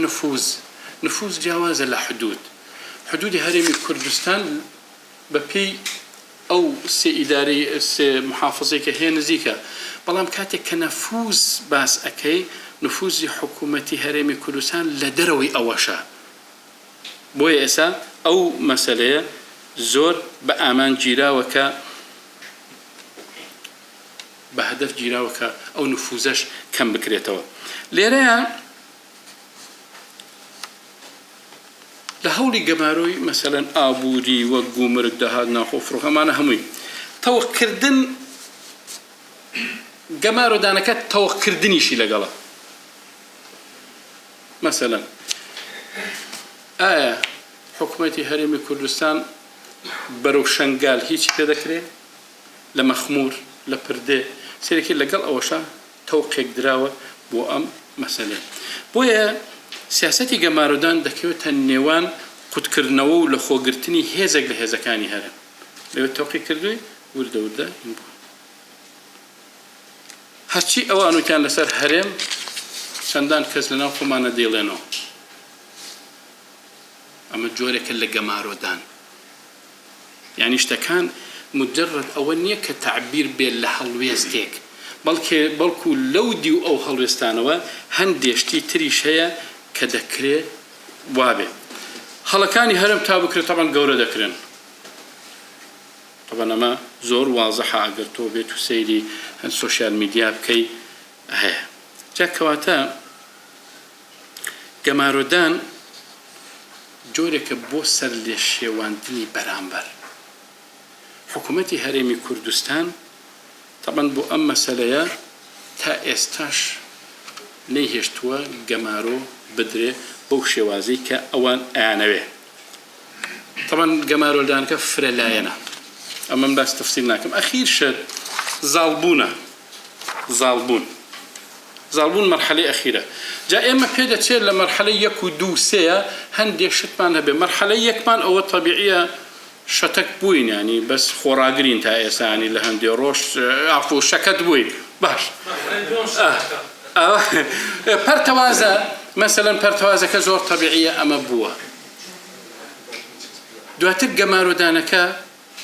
چەندان جۆر لەگەڵ مەرحەلەی 1 و 2 و 3 هەر سێکیان لەسەر ئەو ذهنێتی ململانەکاری بەرامبەر بە ئێمە لە بەغا شتەکە هەیە. شتەکە تەبیعی هەر سێکی تێدایە. جاکەواتە ئایا مەرحەلەی 4م هەندێکی تایە مەسەلەن زاڵبوون. چۆن ئەی هەوێ زاڵ بێ بەسەردا لە مەسەلەی ململانەکە؟ هەموو شتێک لە مەرکەزدا قۆڕق دەکرێت. ئایا بەرە ئەو ناچێت؟ یاساکان لەوێەوە دەردەچن. پەرلەمانی کوردستان یەکێ لە ئامانجگرتنی پەرلەمانی کوردستان ئەو مەوزوع بوو. دواتر گۆڕینی دیمۆگرافیا وازەحە لای جەناب. کۆمەڵگەی سیاسی جۆرێک لە لەرزین و تێکچوونی تێدا دروست دەبێ. متمانە کەس دەبێت چی دەبێت؟ ئایا ئەم شتانە ئاماژەکان هەیە یان نییە؟ هێزەکانی حەشدی شعبی باڵا دەست دەبێت. مەسەڵەن ئێستا سوودانی تا ئێستا تەسریحێکی داوە دژ بێت لەگەڵ میلیشیاکانە لە مەسەلەی غەزە. حتا ئەڵێن ئەو پاشگوزبوونەوەی نوێنەری عێراق لە نەتوێگرتوەکان بۆ ڕازیکردنی ئەوان بوو کە بڕیار بە بڕیارەکەی نەتوێگرتوەکان بکە. 2 سەعات دوای ئەوە ئەنجا تعدیلانکردن نەبوو خەتەئی فەنی. دوای 2 ساعت ئەخ لە 120ەکە کردیان بە 121. دوای وتیان خەتەئی فەنی و دوای پەشیمان بوون و ئاوای لێ هات. طبعا كل هذا كان روشالات كردستان طبعا بيت شكو أمانة ويشتكت لنا كل برلماني بغداد أجر بيت مرحلة زاول تنها أندامي دبي خاوني هيج بيانك يعني أجر رجل رجال حكومتي هرم خانو خاصة بواقع اكترابي أجر كل أندام برلماني شيء حبيل لبغا مجرد أندام برلماني والتعبير لهيج بيانك كردين ناكا پشتی كل ده صلاة نامينه أو يكباش دايرة كاب وتكميلي هاوكش السياسية طبعا وكاتا نفوذ إيران لا همو كردستان بلاو دبيتوا هرچند چون إسرائيل بلام لهمو عراق با هاوتا لهمو شونكانا لفاو تازا خو دبي طبعا أشو بزور دبي لو مرحلة ده کشتار دەبێت تیرۆ دەبێت خۆپیشاندان دەبێت چکە تا فترەیەک خەڵکی ئاوادا دەنیشێ ئەنجا دوای ئەوە مەسائیلی بەرخۆدان و تەقۆ و ئەم شتانە هەمووی دروست ئەبێتەوە خۆپیشاندان و خەباتی چەرگداری سەر لە نوێ سەر هەڵداتەوە هەرێمی کوردستان بەڵام لە مەرحەلەی زاڵبوونا دەبێتە سەربازگەیەک تەبەن بۆ کۆنتڕۆلکردنی وەک سەربازگەیەکی لێدێ مەسەلەن بۆ هێورکردنەوەی خەڵک پەنابرێتە بەر سامان بەر پارا بەر پۆست بەرترساندن هەموو ئەم شتانە بەڵام پێش ئەوەی کار بگاتە ئەو قۆناغا خاڵێکی مەفسەلی هەیە چێ دەست بەو مەرحەلەیەکە چێ دەست بەو مەرحەلەیەکە طبعا ئەو خاڵە ئەدەنە دەست خۆمان بۆ ئەوەی تەحملمان نەمێنێ خۆمان فیشەک یەکەم بتەقێنین بۆی عوزرەکە دەست بکەوێ بۆیە تەنها لە ڕێی سەربازیەکە ئەویش بەدەست خۆمانە جاکەواتە یعنی من جارێک لەو پرسیار بووم ئێمە لە کام قۆناغەداین لەمە من قەناعەتم وایە لەم 4 قۆناغە لە 140 تەواو بووە ئەگەر بە شێوازێکتر لە شێوازەکان ئێمە دەبێت ئیبکەین جا باشە پرسیاری کۆتای من ئێمە چی بکەین یعنی ئێمە بۆ واقعە ململانی کە بەغا دەیهەوێ ئێمەش بکەوینە ململانەوە هیچ ئەلتەرناتیفێکی تر هەیە غەیری ڕێککەوتن لەگەڵ بەغدا بێگومان تا ئەم لە حەزەیە هیچ ئەلتەرناتیفێک نییە کە لەگەڵ بەغدادا ڕێک نەکەوێت بۆ منهەجە ململانی کە ئەو ئەی هەوێ ئەبێت تۆش وا بچیتە ناویەوە بێگومان نەخێر بۆ هەر یەکێک لەو قۆناغانە ئالێتێکی تایبەتی خۆی هەیە بۆیە ئەمە پێویستی بە دانیشتن پێویستی بە حکمت پێویستی بە هادئی ئەوانەی کە ئەهلی حەل و عەقدن بە تعبیرەکە دەبێت بێن قسە لەم مۆزوعە بکەن چونکە ئەوەی کە کورد لە مەسلحەتی نیە ئاشوبە ڕاستە ئێمە بێ بزانین ئەم مەرحەلەیە هەیە بەڵام لە 160 چارەسەری ئەم شتانە لە یەکریزیدایە ئێمە ئەبێ سەر لە نوێ ئالێت و میکانیزمێکی تر بۆ یەکریزی دروست بکەین ئایا یەکریزی بەس 2 حیزبی گەورەی هەرێمی کوردستان بن من قەناعەتم وایە ئەبێ ئەم جارە لە 2 جەمسەریەوە بچینە 5 جەمسەری یعنی حیزبەکانی تریش لە سیاسەتێکی دروست تەوافقیە پەشداری پێ بکەین چونکە گەڕانەوەمان چارەسەرمان ئەوەیە بگەڕێنەوە بۆ زیهنێتێکی تەوافقی لە هەرێمی کوردستان ئەبێ مانیفێستێک هەبێ لە بینی هێزە سیاسیەکانەکە تێی نەپەڕێنن ئەنجامدانی هەڵبژاردننی پەرلەمان و ئەنجومەنی پارێزگاکان طبعا بەڵام ئەمە دێڵن بێگومان نەخێر ئەگەر لە من ئەپرسی من ساڵێک لەو ساڵێک نا ینی 5-6 مانگ من ینی توقع ما بوو کە هەڵبژاردنی هەرێمی کوردستان مانگی 7 یا 8 2024 دەبێت مەسەن ئێماڵین 25 دو ئایا دێڵن هەڵبژاردن بکەین 7 کۆمیسیۆن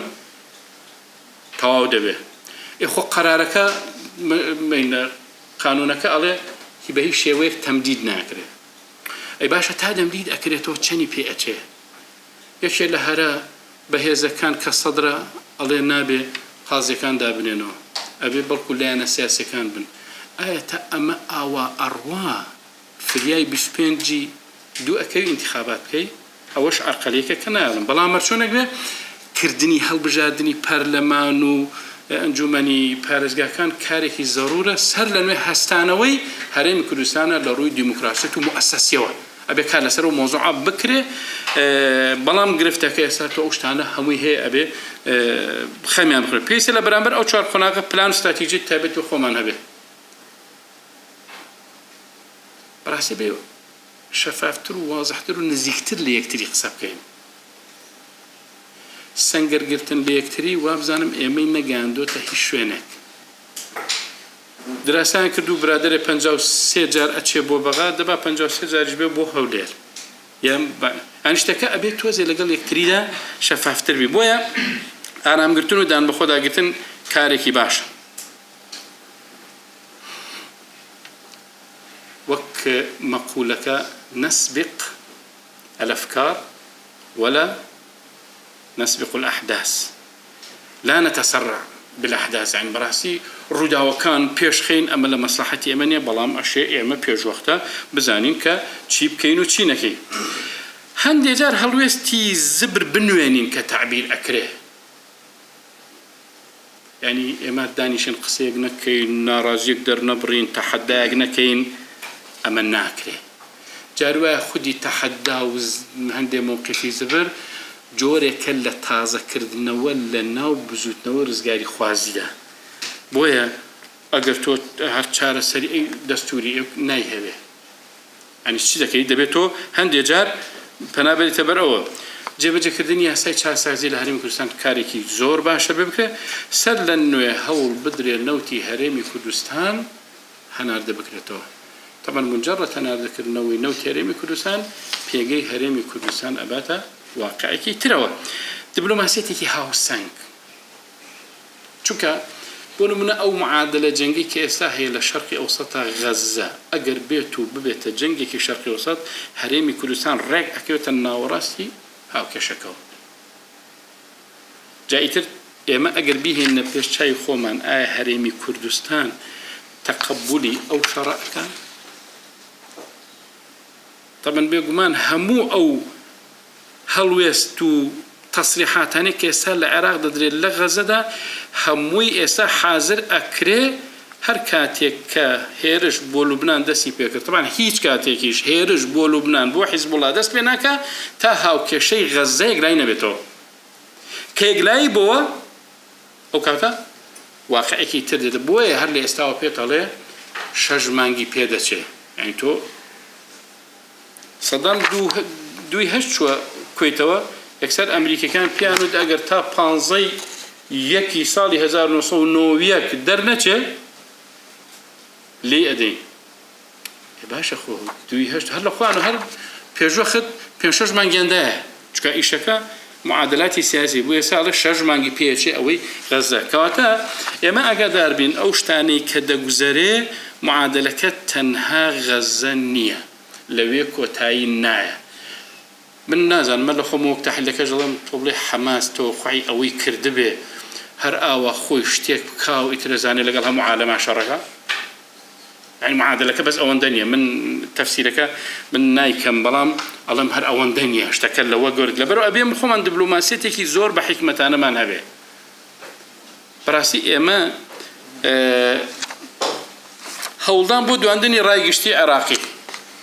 اما زور ضروره اما نيمانه بونمنا كاتكابيني بونمنا قناتي جزيرة شون بعربية كهيتي بهمان كواليتي بإنجليزي كشيتي چی أبي من كي بيستو شواريا رودا ويا شلو قناتاني كإمكانيتي أوان هي بيامي كردي بجيانن بهمان ستايل بلغة عربي شبه بوي راي قشتي يعني كاتك عندنا برلمانك بمن عليه نوتي بصرة بوتودي بزاني وانيا إما ندويك ما كل لقل محل العالمين أو النجف بس أو موضوع أكره وتملاي إما نوتي كزنا خوينا ما إما خو لين 400,000 تان دينا بس بوجا كمان بدنا لهم قوانين الفيدراليش أويا أجر هرمك إمكانياتي خوي بشي كر باشا بشي نكر أو حكومتي فيدرالي كما كي بركاتو يوتم باشا إما نجنا وتان أدينا ما أهيش تان أدينا وتم إما ببيو داتاني كهي نزيكي 39 مليون متر سيجاشتيك أوائل روجانا أو برو جنوب أروى وتم زاني أما بستانداردي عالمي كباس بو حفتا بو هشتا سنتا نزيكي لصالك بس إما 9 مليار بس أو لهريمي كردستان ودتش بو جنوب كاتك مثلا من نتوانم أمر رأيي بيه بغينا طبعا من سابونا منا شان روج سا پێنجی 12 دەست پێ دەکا بزانە ئەو خیتابی دژ بە هەرێمە چۆن بەرز دەبێتەوە بزان چۆن تەسیرەکاتە سەر ئەوەی کە ئەم پارەیەم جارەنە پارەی داهاتوو چۆن تەخیر ببێ بۆ چکاکرێتە کاڵایەکی سیاسی بەرەنگاربوونەوە پیلان تەنها بە کەسێکیان دامەزراوەک ناکرێت بەڕاستی بەوە ناکرێت بەڵکو ئێمە ئەبێ بیرمان لەوە بێ سینگتانکەکان دەورێکی ئیجابیان هەبێ ناکرێ کەسێکی منەفس لە هەمان کاتا بیریش بکاتەوە مستحیلە لەبەرەوە ئەبێ دەوری خۆیان ببینن طبعا سەرۆکایەتی هەرێم لەم خۆناغەدا لەم ململانەیەدا گرنگترین مؤسسەی حکوومەتی هەرێمی کوردستانە کە دەتوانێت تعبیر لە حکوومەتی لە هەرێمی کوردستانە و دەتوانێت بەپی پێویست ببێتە مەرجع و دەتوانێت بەپی پێویست سلوکی سیاسی و دیبلۆماسی بنوێنێ طبعا حکوومەت کارەکەی زۆر هەستیارە مەسەلەی شیرازە مەسەلەی خزمەتگوزاری چی چێمانە هەمووی طبعا لێرەش ئەبێ ئاگامان لێبێ خۆ ئامادەکردن بۆ هەر پێشهاتەیەک کە دەبێ معادلەکان زوو گۆڕێن ینی شتێک نییە کە بڵێ لێرە کۆتایی هاتووە پیادەکردنی سیاسەتی تەوافق وتمان ئەخیر شت ئەبێ زۆر بە جددی بوار لە بیر لە بوار و دەرفەتەکان بکرێتەوە بوار و دەرفەتەکان یعنی چی؟ من پرسیارێکەکەم من ئێستا خۆم بە تەمام بینوسم ئارتیکلێکی لەسەر بنووسم طبعا ئەمە بە ئارتیکلێکی مفەسەڵ هەیە ئایا بەڕاست لە بەرامبەر ئەم هەموو سلوکەی کە عێراق ئەیکا حکوومەتی هەرێم ناتوانێ هیچ بکە؟ ئایا دادگای فیدرالی هەر بە فعلی قفلی هەموو شتەکانی کردووە هیچ منفەزێک بۆ نەماوەتەوە؟ طبعا هەندێک شت هەیە بۆ نمونە دەکرێت ببێت کە لێرە قابلی باسکردن و تەفاسیلیان زۆرە بەڵام من لێرە هەر ئەوەندە باس ئەەکەم بەڵام هەر ئەوەندە ئەڵێم ئەرزی جەنابتانکەن کە ئێمە ئەتوانین لەو دی و ئەوەوە شتی تریش بکەین کە لە ساڵحی ئێمەیە هەندێکیان لەسەر ئاستی ناوخۆ و هەندێکیان لەسەر ئاستی نێودەوڵەتی و ئیقلیمی ئەتوانین هەندێشتی تایبەت بکەین کە تەفاسیلیان زۆرە و من لەوە زیاتر تەفسیری پێ نادەم و هەندێک قسەشێکە لەوانەیە تایبەتتر بن بۆیە من لێرە درێژی پێ نادەم زۆر سپاسی گوێگرتنتانەکەم سەرمێشاندن هیوادارین چەند جوملەیەکی مفیدمان و تبێکە مبتدا و خەبەری تێدا بێ زۆر سپاسانەکەم زۆر زۆر سپاسی دکتۆر سەرمێشاندن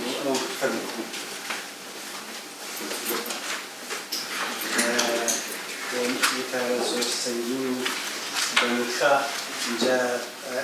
وتارەکە وڵا زۆر واتەقەمیانە بەڵام زۆر ڕەشبیرانە زوو پرسیارەکانی بە شێوەیەک بێ بەڵام ئاخیری قسەکانی دکتۆر من زۆر زۆر هەمووی هاوڕان بەس ئاخیری زۆر هاوڕانەکە کوردستان توانێت زۆر شت بکات ئەکتەرێکی بێ دەسەڵات بێ بڵێ ئینشاڵڵا ئاراستی قسەکانی شەر لەسەر ئەوەیە کە ئەگەرچی دەوڵەتی عێراق دەسەڵاتێک یەکجار زۆری هەیە لێ ناکرێ بەڵام حکوومەتی هەرێم نیشانی داوە لە 20 ساڵی ڕابردوو دەتوانێت ئەم دەوڵەتە زۆر زۆر تەزعیف بکە لەرزۆکی بکە دکتۆری چەروای گوتی لە حکومەت دەتوانێت جارجارە شتی وا بکە کە دەوڵەت زۆفی خۆی ببینێ جامە دەواازەی پرسیارەکان دەکەینەوە لەسەر لە چوارچێوەی ئەو وتارەی کە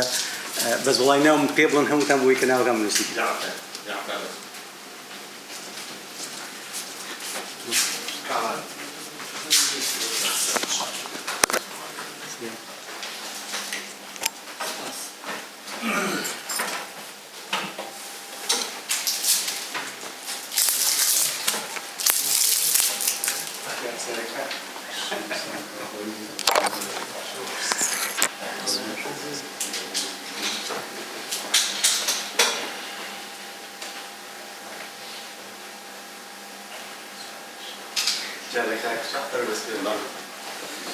دەست خۆشکاتتویان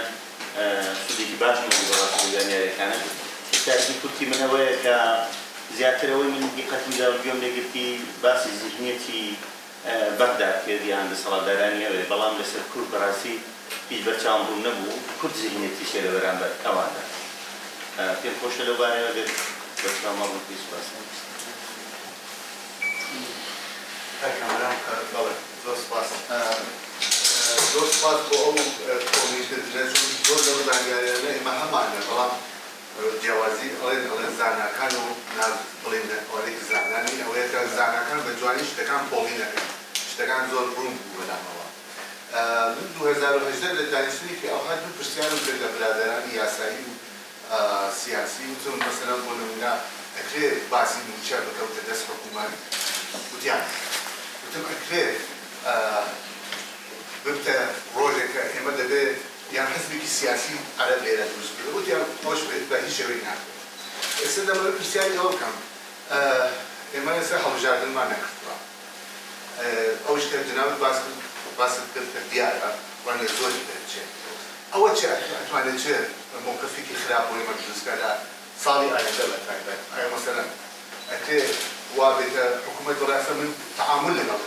تو مشروعية الدنيا يعني مثلا دبن ينادي خلق بتلاقي وأبو بابا أنا بقول لك له الدستورية كوا شون به أو تعاملي إما هو جاردن ما نقدر بيعيش بيه كي دوس باس یک پرسیاری اگر زن بدنی من البته تمنیم لوی کم تر اگر پرسیاری کم والله مار بیم خوش بو اوی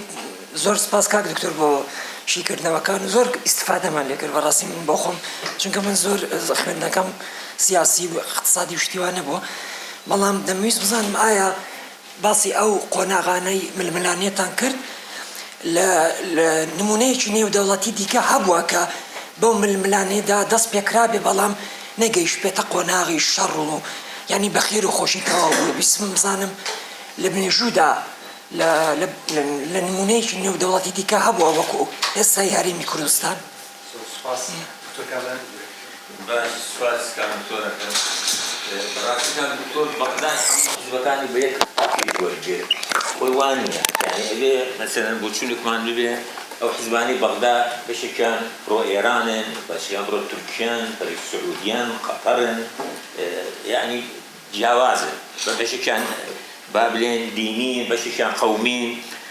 ئەبێ ئێمە مێژووی سیاسی ئەم حزبانە بخوێنینەوە يعني يكسر واحد حكم نكين سنة هني حزب هيا ما يعني ميجوك يكون ما لقريان هيا فبزاني هيج قورينا هو اللي بيجي سياسيا ده بينهم يعني ما معاصرة ما انكر كوقت خوي كنت اشتواي دعوة ناكر ما في روشنبيري دعوة كهر بيجيبه دوائي لا مركزي ما دعوة كهر هر بيجيبه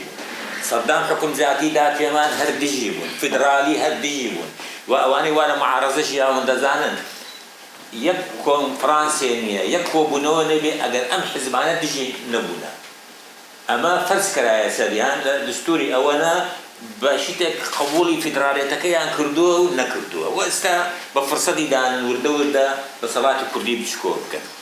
همینه تو اول زور ضروریه آیا فکری سیاسی هم برا عقلی سیاسی عربی گشتو تو اما تقبل بکا برای منا هر یک جاران سالکانی چل وهين بيردا كانوا وبيانش بكري إيمانا هنا كوجودنا من أنا متعصب مخلط الناس وأنا شو فيني مش بس هو واقع جياما نقريان إيما أمانة جناب بس من الملاني إيما وبغداد من أبينا من الملاني كرد وكل زول مجسترا كي من الملانة ما هي لقر بغداد قر مسري بحار النبي كي من الملانة ما أنا بولسن معدي سطوتش لقريان لقر قضايا دستورية كان ديكا لسر قضية كربو إما من الملاني كرد إما يكشتوها وحتى استبارك بجناب بليم دوراترين من الملاني هي بين كرد وكل كركوك لانتخاباتي باريزغا ودا دورين أقر وابروا وإما أول ذهبات شيء شكل جناب الأخير باسد كذا بيك ريزي بيه إما تا يك ريزي نبين تا حمو حزبكان بجوري السيرة ولا كان خواري ما بينجي هي وما تشواري حمو كردي بيك هيز لقد بغا سنكين سناكين بغدا يك منطقي هي كأوان هيز يعني بقرر 2003 أوان هيك نبون حمو تنازل كامو ما نكر كأخوان زاني بقوة استهيس سابق ما منا سباس زور سپاس کاڵی خان زۆر سپاس دکتۆر ئێوارەتان باش وڵی من دوو پرسیارم هەیە یەکیان جەنابەت باسیەوە کرد کە لە ئێستادا گرنگترین دامەزراوەی هەرێمی کوردستان سەرۆکایەتی هەرێمی کوردستانە ئەو ڕێگریانە چین بەڕێک جەنابەت کە ناتوانێت ئەم دامەزراوەیە وەکو خۆیە بۆڵێکی یانی دەڵێ ببینێ لە هەرێمی کوردستان ئەو ڕێگریانە چین بەڕاستی پرسیارە ئایا نخبەی سیاسی و خاوەن بڕیارەکان چاوەڕێی چی دەکەن بۆ هاوڕێزی کە وەکو جەنابەت هاوڕێزی لە کوردستان یانی ڕێگایەکی زۆر گرنگە بۆ ڕوبەڕووبوونەوەی زۆر لەو هەڕەشە و هێرشانی کە لەسەر کوردستان هەیە پرسیارەکەی ترم وەکو جەنابەت شەرعیەت و مەشروعیەت هەیە مەشروعیەت ئێمە بەپێی یاسا و دەستور پێمان کێشەیەکی وامان نییە لە هەرێمی کوردستان وەکو کیان بەڵام ئایا پێت وانییە شەرعیەتی دەسەڵاتی هەرێم لەژێر پرسیاردایە بۆ نەیارەکانی ئێمە کە بەکاری بێنن لەبەر ئەو پەرکەوازەی و باڵێن جیاوازانەی کە لە خودی کوردستان بۆ دەرەوە هەیە زۆر سپاس زۆر سپاس زۆر سپاس باسێکی زۆر گرنگ و خۆزگە دەخوازم ئەو دادەرانی کە وەکو زمینەی گفتوگۆ سەردانی بەغدا دەکەن زۆر بەدیقەت گوێ لەو قسانەی جەنابەت بگرن بۆی باشتر وەک دەڵێت چەکدار بن بە ئەوەی کە دەبێت چ بگوترێنێ و لەسەر چێ قسە بکەن. ڕاستیەکەی عێراق نەکە بەرامبەر بە ئێمە گەر ئێمە سێری نووسینەکانی دکتۆر عەلی وەردی یا وەکو باقر یاسین لە تاریخ العرفدە دەمەوێتی عێراق باسی دەکەن ئەوان بەردەوام لە ململانێنە اینجا گە کەسیان دەست نەکەوێت یەخەی ئێمەیان گرتووە ئێستا ئەوەی کە دکتۆر کامرانیش فەرمووی ئێمە دەبێت یعنی پۆلێنێکیان بکەین بە قەناعەتی من هەرچ پۆلێنێکیان بۆ بکەین لە بەرامبەر کورد هەموویان یەکدەن یعنی بە هەموویانەوە دژی ئەوەن کە ئێمە وەکو کوردستان هەوارەیەکی سیاسیمان هەیە خاڵی لاوازی ئێمە جگە لە مەسەلەی تەلیزی و ململانی سیاسی کە وەکو جەنابەت فەرمووت ڕەنگە بەدەستی ئەوان دروستکرابێ شتێکی هەیە کە ڕەنگە خۆمان تێیدا سەبەب بێ بەڕاستی ئەویش لاوازبوونی هەستی نیشتیمانی خۆشویستنی نیشتیمان و پابەندی نیشتیمانیەکە بڵێ ئینتیما پرسیاری من ئەوەیە بەڕای جەنابەت ئێمە دەبێت چی بکەین بۆی لەو سەنگەرەوە ئەوەندە بەهێز بینەوە کە دانی کەم کاتێک فشارێکی ئاوە زۆر لە بەغداوە دەخرێتە سەر هەرێم خەڵک فێرکەینەوە چۆن بۆ موسە بێنە سەر شەقام لە بەرامبەر ئەو هەستی داگیرکاریەی کە بەرامبەرت بە ئاشکرا دیبوون بتوانین ئێمەش خۆمان بێنینەوە سەر شەقام بە دوور لەوەی کە ئیلا هاندانی فڵان حیزبی لەسەر زۆر سپاس. سپاس دکتۆر بۆشیکردنەوەکە طبعا باسی دەسەڵاتەکانی دەسەڵاتی تەنفیزی قەزایی چیا حەزمەکە لا هەموومان ڕوونە کە محکەمەی اتحادیە زاڵە لەسەر هەر سیانە بوونی ئێمە لە بەغا بۆکو ئەندامی پەرلەمان چ دەورێکی ببینیان نەبین هەیە بوومان لە محکەمەی اتحادیە دوانمان هەیە لە نۆکە بوونیان هەبیان نەبێت چ ئەگۆڕێ لە مۆزۆ چکە ئەوان بە سیاسەتی زۆرینە و کەمینە ئیدەکەن کەواتە تۆ وجودێت سووەریە لەم حاڵەتە ئین چی بکەین خۆ یەک دوو حکوومەتی عێراق چی ئەوێ لە کورد التزام بکەین استیسلام بکەین تەرکیعیان مان بخەنین یان برسی بوو یعنی پابند بین تەسلیم بین خەینە سەر ئەژنۆوە یان برسی بوومان بە هەر سێکی ئەوێ ئەو التزام پابندبوونی بە تۆ کردومانە ئەوەتی هەیە کورد پابندە بە هەموو ئیتیفاقیاتەکانەوە چێ پابند نییە ئەو بەر جەنابە باس استیسلام ئەوەیە لە ئێمە لەو مەرحەلەیە وەستاوی نامانە ئیستیسلام ئەو ئیستیسلامیشی قوبوڵ نییە بخاتە سەر ئەژنۆ کە خستیتە سەر ئەژنۆ ئەوە برسیشی کات و هەوڵیاوە لە ڕێگای برسبوون چۆ ئەوانە کە محاولە بکە جادل دوڵێن شەقام هیچ لەگەڵ جەنابتان کیلی ئەم مشکلانە و کیلی بەهێزبوونی ئێمە یەکەبرزی ماڵی کوردە ئەم حیزبانە هەمویان مەسئولین ئەوە نییە بڵێ من قەوارەم نییە و ئەو قەوارەم هەیە و بەرزە هەموو مەسئولن هەر کەس دەڵێ بە هینی و حەجمی خۆ حەجم نییە لێرە حەجمەکە کوردایە زۆر سپاس زۆر سپاس زۆر سپاس دەست خۆشکار دکتۆر کامران شارت تێدا پۆلێنێکی زۆر جوان کرد یعنی ئەوەی وەکو تەنانەت خۆشحاڵیەوە کرد ژێمە نووسراوە بەس من دەتوانم ئەوەی کە جەنابەت باس کرد یەکێک لەوانە بۆ نمونە اتحادی بەلای منەوە یعنی زیادبوونی ڕۆڵ محکەمەی اتحادی دەگەڕێتەوە بۆ شکەستی ئێران لە عێراق لەسەر هەتاوەکو با بڵێن ئیشەکان جا ئێران و ئەوانەی کە لە با بڵێن ئێرانیان لە پشتان کە لە حکوومەت ئیشەکان بەڕێوە دەڕۆیشت لە سەردەمی مالەکیدا و مەرحەلەی یەکەم پێویستیان بۆ نەبوو نە لە پەرلەمان نە لە مەحکەمە هیچ شتێک ئیشەکان لە حکوومەت دەکرا کە لەوێ حکوومەت لاواز بوو پێگەی لاواز بوو ئەو یاسانە هاتن لە مەرحەلەی دووەم لە پەرلەمان وەکو بڵێ یاریەکانیان دەکرد بۆیە تەماشاەکەی لە دوای عەبادیەوە لە پەرلەمان یاریەکە دەست پێ دەکات لە سەردەمی عەبادی و لە سەردەمی عادل عەبدولمەهدی. بەڵام لە دوای انتخاباتی ساڵی 2021 لە پەرلەمانی شکستیان هێنا. بۆیە دەتوانین یعنی خوێندنەوەکەوە بکەین کە ئاخر وەکو بڵێ پێگەی ڕەواز پێدانی سیاسەتەکان و سەپانی سیاسەتەکان هاتووەتە محکەمە کە محکەمەی ئیتیحادی دەیەوێت ئەوە فەرز بکات بەبێ ئەوەی کە نە بوعدێکی شەعبی هەیە نە بوعدێکی تەنفیزی هەیە. بۆیە ئێمە تەماشا دەکەین هیچ کێشەیەکمان نییە لەگەڵ عادل عەبدولمەهدی لەگەڵ ڕئیسی حکوومەتی ئێستا بەڵێن سوودانی یا خۆت کازمی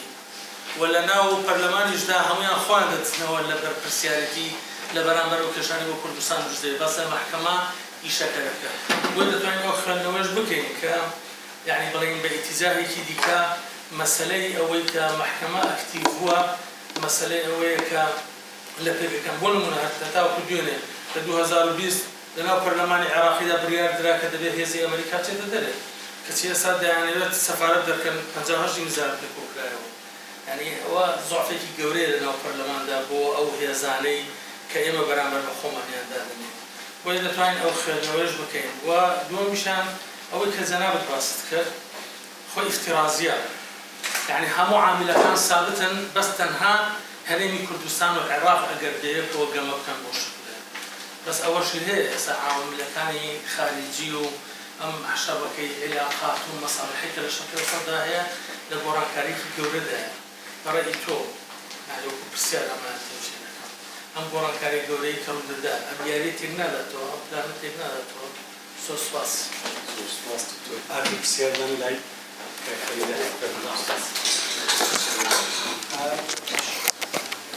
زۆر سپاس جەنابی دکتۆر عەرزێکی باش بوو باسی مەوزوعەکە دوو شقە شقی یەکەم بەغدایە و حەقلیەت و زهنیەت و ئەو تەوسیفی جەنابت کردی بەڵام ئەم بابەتە تەواو نابێت ئیلا شقی دووەمیش کە خۆمانین عین بە تەفاسیل بچینە سەری و ئیلا ئەمە طرفێکی مەوزوعەکە طرفی تر نزار قباني قالت ما دخل اليهود من حدودنا ولكنهم تسربوا كالنمل من عيوبنا. اما بسيار لخوم ممكن يكام اما بتش اجندا لبغداد بوينا مفاوضاتي اما اگر مراجعي ملف مفاوضاتي خوم ممكن بزان المفاوضات لسر چي بوينا وچكاد بوينا هر دورێکی انتخابی و هەر تەشکیلێکی کابینە چیمان ویستووە چەند متابعەمان کردیە بە چ جەدوەلە چووینە ئەو ئەڵێن ئەم 4 ساڵە مفاوەزاتی ئێمە ئەدای ئێمە لە بەغدا بە پەرلەمانتارانەوە بە حکوومەتەوە بە تەنسیق لەگەڵ خۆمان کە پەرلەمانی کوردستانە سەرۆکاتی هەرێمە حکوومەتی کوردستانە چۆن بۆیە چی کرایە. من لنزیکەوە لە 2003 زۆر ئاگادارم هەر لە مەجلس حکومەوە کە لە ناو هەندێک باز بووم فترەیەکیش لەوێ بووم کورد لە مفاوەزات فقط باسی امتیازات کردیە و باسی بودجە کردیە باسی پۆستەکانی کردیە هیچ جارێک بە جددی نەچوونە کە مەشاکلی خۆمان بە جەزری حەل بکەین. دەبێت بسیار على أي أرضية نقف و چه استراتیجیات مان هەیە و چۆن بۆ مفاوەزات و کاتەکان چۆنە و ئەگەر نەبوو ئەمە چی بکەین چی نەکەین ئەوانە هەموو لە ئەجندای ئێمە نەبووینە هەگەر هەبووینە ژوەکو عنوان بووینە بەڵام وەکو استراتیجیات پلان بەرنامە متابعە گەشتینە کوێ تەقیمی خۆمان بکەین مراجعی ئەوە نەبووە. مەبەستم ئەوەیە یعنی ئێمە محتاجی ئەوەینە خۆمان بە خۆدا بچینەوە مراجعەکی جددی بکەین اعتراف بە هەڵە بکەین مەجالیش هەیە بەڵێ مەجالی زۆر شت هەیە تا ئێمە بە جورئەتەوە نەین تەبریر بکەین هەموو تەبعە و مەسئولیەت نەخەینە سەروا معروفت ئەوە خەسمە و حەز دەکەت و لاواز بی و زەعیف بی و تەبع بی و سیاسەتی ئینبطاحی حەز دەکەت یعنی توابێت بەڵام ئێمە چۆن زۆر فرسەتمان هەبوو لە دەستمان داینە تو ئێستا ئێمە هەڵە هەموو ئەڵێن ئەمە پەرتەوازەی دەبێت سەبەبی ئەو پەرتەوازیە بزانین بۆ پەرتەوازەی لەبەر چی حالەت وەلا بو نفسيتي برلمانتار لبي والهات يعني حزبك إيرا والي بيتو أبي يعني على كل موضوع درجة من حزبك مشقي دوام بو إمام مهمة قل لمنطقي قرآن أويا أن هذا قل هو من عند أنفسكم أو باشا حزمان لي هستانا وببيت وجارك تربين دلت لخومان بسبك زور سباس بقول وكو تعليق بونا سؤال أجل بس تشاو بس زور سباس بس كان صور بتاعي زور سباس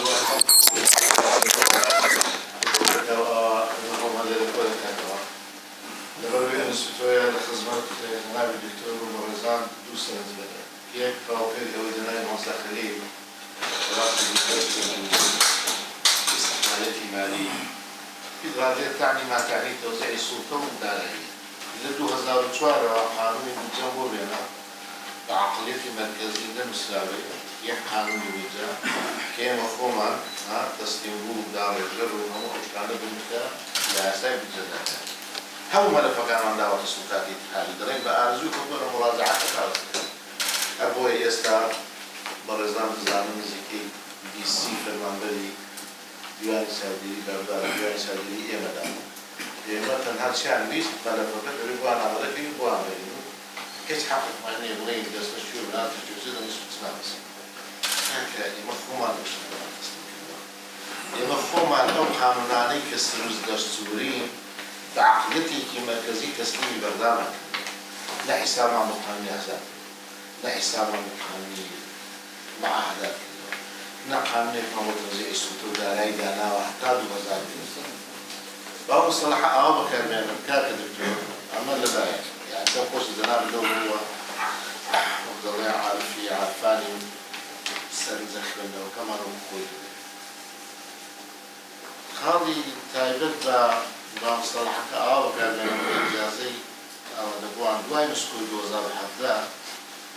بيتوانية مسألة ديمقراطية ومسألة ثانية ما في مروب وكما زول قرندين كيعمل مجتمعي دولية وعناصر الدين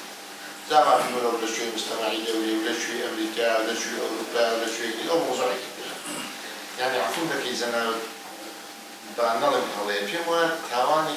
تواني كي دستوري قانوني سياسية إما لبنان محكمة اتحادي بلين كاريكي هاليكي كاتب فلمان هاليكي كردستاني كوتاي فيها باشبور بيش سالمان نبي أمها مشهوري داعش وهم دنيا بيرتبوط وهزاروش أجداد كيف فعلا حالتي حرب وهمش تيربو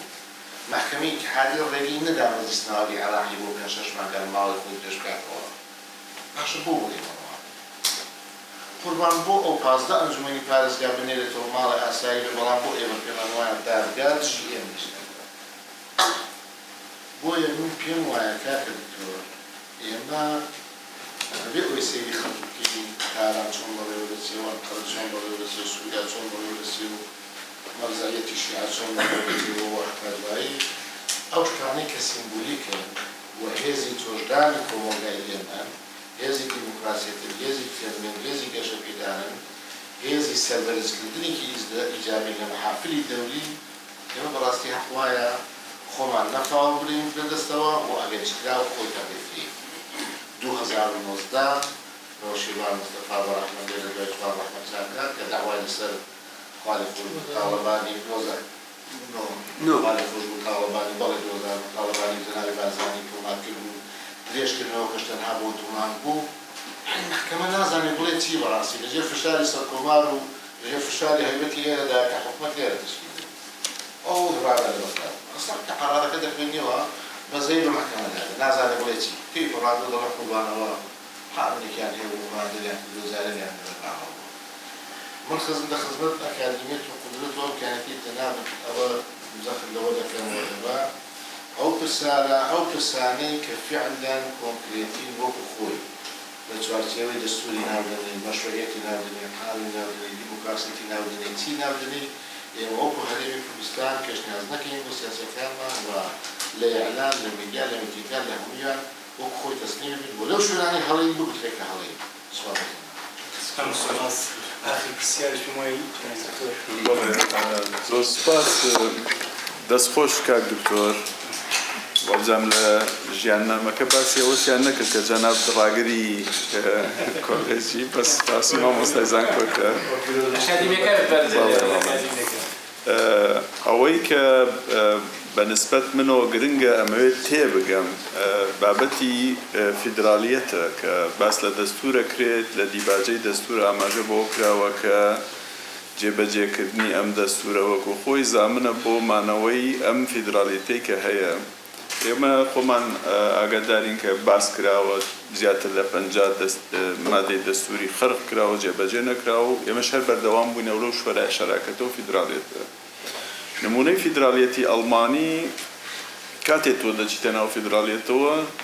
تەسبیتکردنی سنووری هەرێمەکانە کە دەبێ هەبێت هەرێمەکان پێویستە دەستوری خۆیان هەبێت لە ناو دەستورەکە ئاماژە پێکرا بێت مەسەلەن هەرێمی بادن-وورتەمبێرگ بۆ نمونە یاخود بایر یا هەر شوێنێکی تر هەرێمێکە کە دەوڵەتێکی سەربەخۆیە بەڵام تەوعی چۆتە ناو ئەو فیدرالیەتەوە و لەگەڵ یا کارا دەبێت و ئەمانەوە ئیتر ئەو مەسایلەکانی تر شەڕی بودجەیە یاخودەوەیە بوونی هەیە ئێمە ئەومان نەکردووە و چوونەتە ناوی با بڵێن بە پێخواسی چوونێتە ناو ئەو فیدرالیەتەوە بەبێ ئەوەی سنوورەکانمان دیاری کرابێت و تا ئێستا کێشەی سنوورمان هەیە ئەمە یەکێکە لەو کێشانەی کە بەڕاستی یعنی دەبێ پرسیار بکرێت بۆچی وا بەردەوام بێت ئەوی تریان بابەتی تەخادومەکە لە بینی ئەمریکا و ئێرانە کە لەسەر مەسالی بەڕێوەبردننی ئەم ناوچەیە و چرای سەوز بۆ ئێران هەڵکراوە چ لە سەردەمی ئۆبامە بێت یاخۆت پێشووتر بێت بۆ ئەوەی کە بەو شێوەیە ڕەفتار بکە کە هەیە دکتۆر چواس زۆر جوان باسی ئەوەی کرد کە شەڕی با بڵێن حکوومەت نەما دوای پەرلەمان نەما ئیتر دراوەتە دەست مەحکەمەی دەست باڵای فیدرال کە زۆر بە ئاسانی و بە پەلا دەتوانێت نەشتەرگەریەکان ئەنجام بدە بەبێ ئەوەی کە هیچ کێشەیە کە بێ و ئەوە ڕۆڵی ئێرانی تایە بمانەوێت نەمانەوێت لەبەر ئەوەی سەرۆکی ئەو محکەمەیە کەسێکە کە بەو شێوەیە کار دەکات و تا ئێستاش بەو شێوەیە کە هەیە با بڵێن ئەوەی کە مەسەلەن پێویستە ئێمە چی بکەین ئێمە دەزانین کە مەسەلەن ئەگەر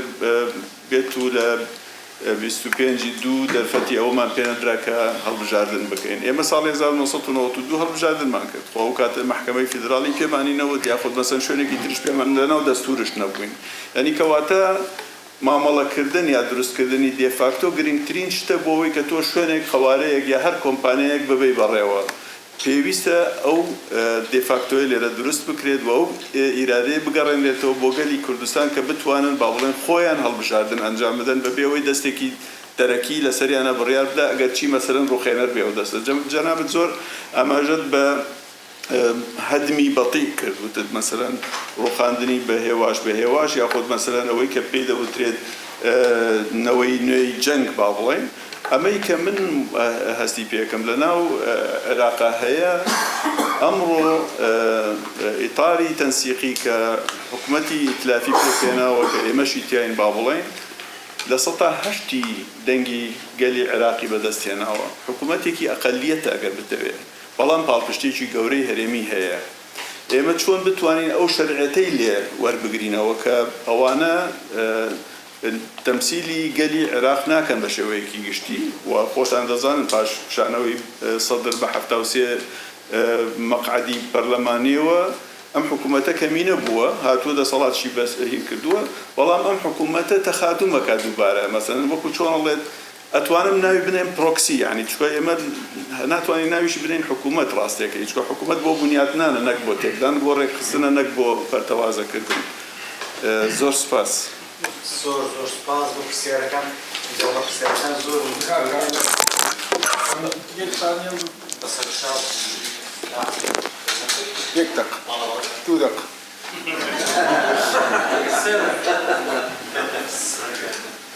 سپاسی کاک دکتۆر قسەکان کورت دەکەمەوە لە ڕووی هیچ مشکلەیەکم نەبوو دەگەڵ ئەو چەند فەسلە کە مناقشەکە دابەش کرد بوو مەرحەلەی یەکەم مەرحەلەی دووهەم مەرحەلەی ئەو مەرحەلانە بەڵام لە ڕووی مێتۆدیرا ئەوە تۆسیفی لێکەوتەکانە یعنی لێرەدا کۆزاڵەتی چی شتێک سەبەبە کە ئەو شتانە ڕوودەدەن ئەوە ون بوو لە کەنجی زانیمان لە چه ساڵێکا زانیمان کە ئەو هەنگاوانە خەریکن هەلیان دێنن ڕەنگە بڵێ 2007 ئەمن ئەرزت دەکەم لە 2003 باشە ئەگەر مێتۆدی ئانالیزمان دروست بێت ئەمە زۆر لە پێشتر دەتوانین ئەو شتانە بخێنینەوە ئەوەی کە ئێستا جەنابەت باست کرد ئەوانە لێکەوتەکانی ئەو باری دێمۆگرافی و تاریخی ئەو وڵاتن کە ئەو وڵاتن لە وەزیاتە هیچ دیکە پێ ناکرێت ئەوە دەتوانی 2003 بقێنیەوە وانێ ئەو وڵاتە ئەوەندەی پێدەکرێت گروپی ئێستا هەر لەسەر ئەساسی ئەو ئەنالیزە ئەتوو بە ئیتمینانەوە دەتوانی بڵێ دەوڵەتی عێراق هەتا 2 دەهەی دیکە دەوڵەتێکی میلیشیاییە ئیمکانی نییە شتی دیکەی لێ ساز بێ ئەو هەموو ڕێژەی گەنجەکانی عێراق ئێستا دەیبینی هەموویان دەتوانن هەلی کار نان پەیداکەن لە لای میلیشیەکان نە لە لای دەوڵەت ئەوە حاڵی عێراق ئۆکەی ئەو دەمێ ئەتوودەی دەڵێ کورد دەگەڵ دەوڵەتێک تەرەفە کە هەتا 2 دەهەی دیکەش میلیشیا بەرەوە دەبە وانە دەبێت چاپڕانەکانمان چی بێ و دەبێت هەڵس و کەوت و تاکتیکەکانت چی بێ مەسەڵەن ئیشارەت کرد جەنابەت بە کۆبوونەوەی ڕۆتانە بۆ ناساندنی ئەو کتێبەکە لەسەر قسەکانی کاکنێ سیوانیان نووسیوە لەوێدا دەست پێشخەری ئاشتی نییە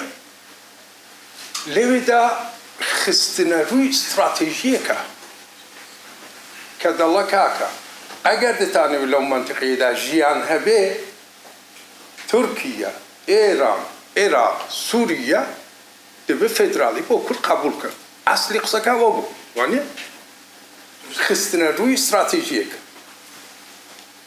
دێین بە دەست لەسەر وجدانی خۆمان دادنی دەڵێ ئەو هەرێمی کوردستانەکە لەو چەند ساڵەدا ماوە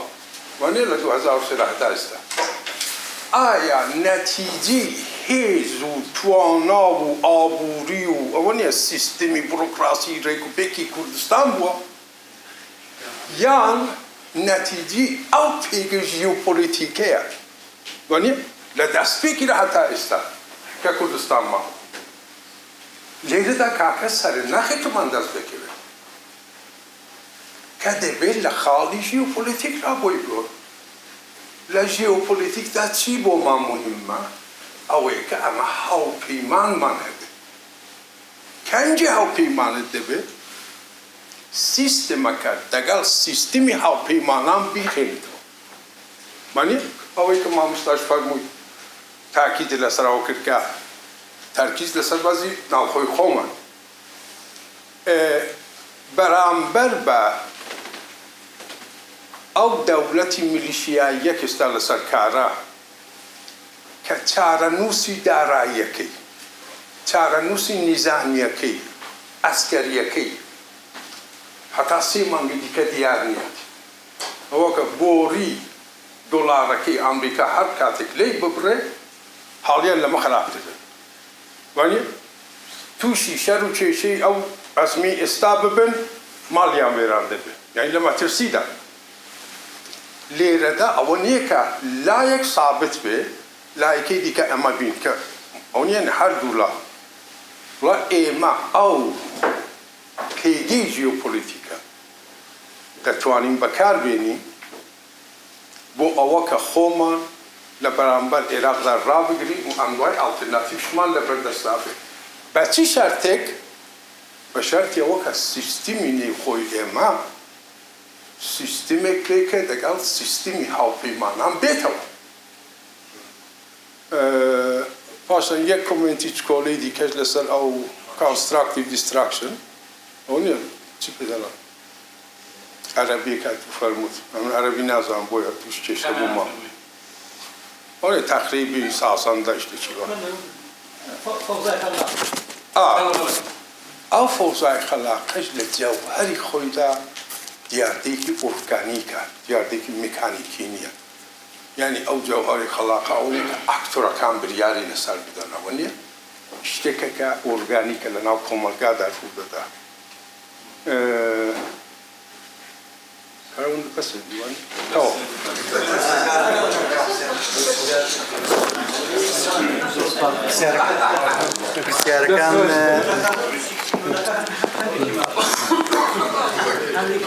پرسیارەکان تەواو بوون بەس بەدا خۆیمان دکتۆر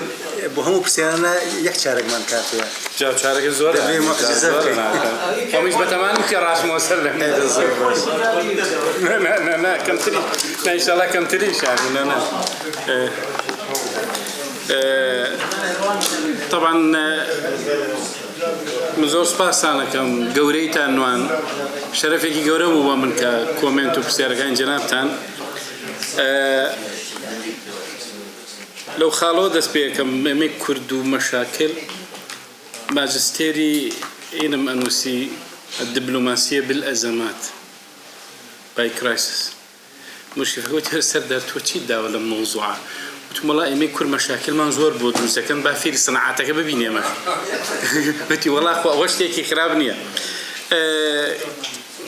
يعني من بەپەلە باسی مۆزوعەکانەکەم بەڕاستی کاک جعفەر بەڕاستیش لەگەڵ جەنابتان ینی زیهنێتی کورد چی بێ ئێمە مشکلە هەیە ئەبێ ئاعترافی پێ بکەین هەر لە کۆنەوە تا ئێستا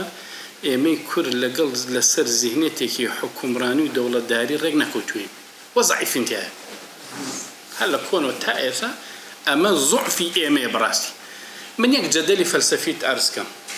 طبعا من لداخل بحثكم لسر نسينا ومن نظرية تمعنة السياسة لفهم الظاهرة السياسية. تا سياسة بمعنى نبي لظاهرة سياسية تناقي. من يجد لك عنوان الله متاو. هرم كردستان جدلي حاكم ومحكوم يقلاي بتو.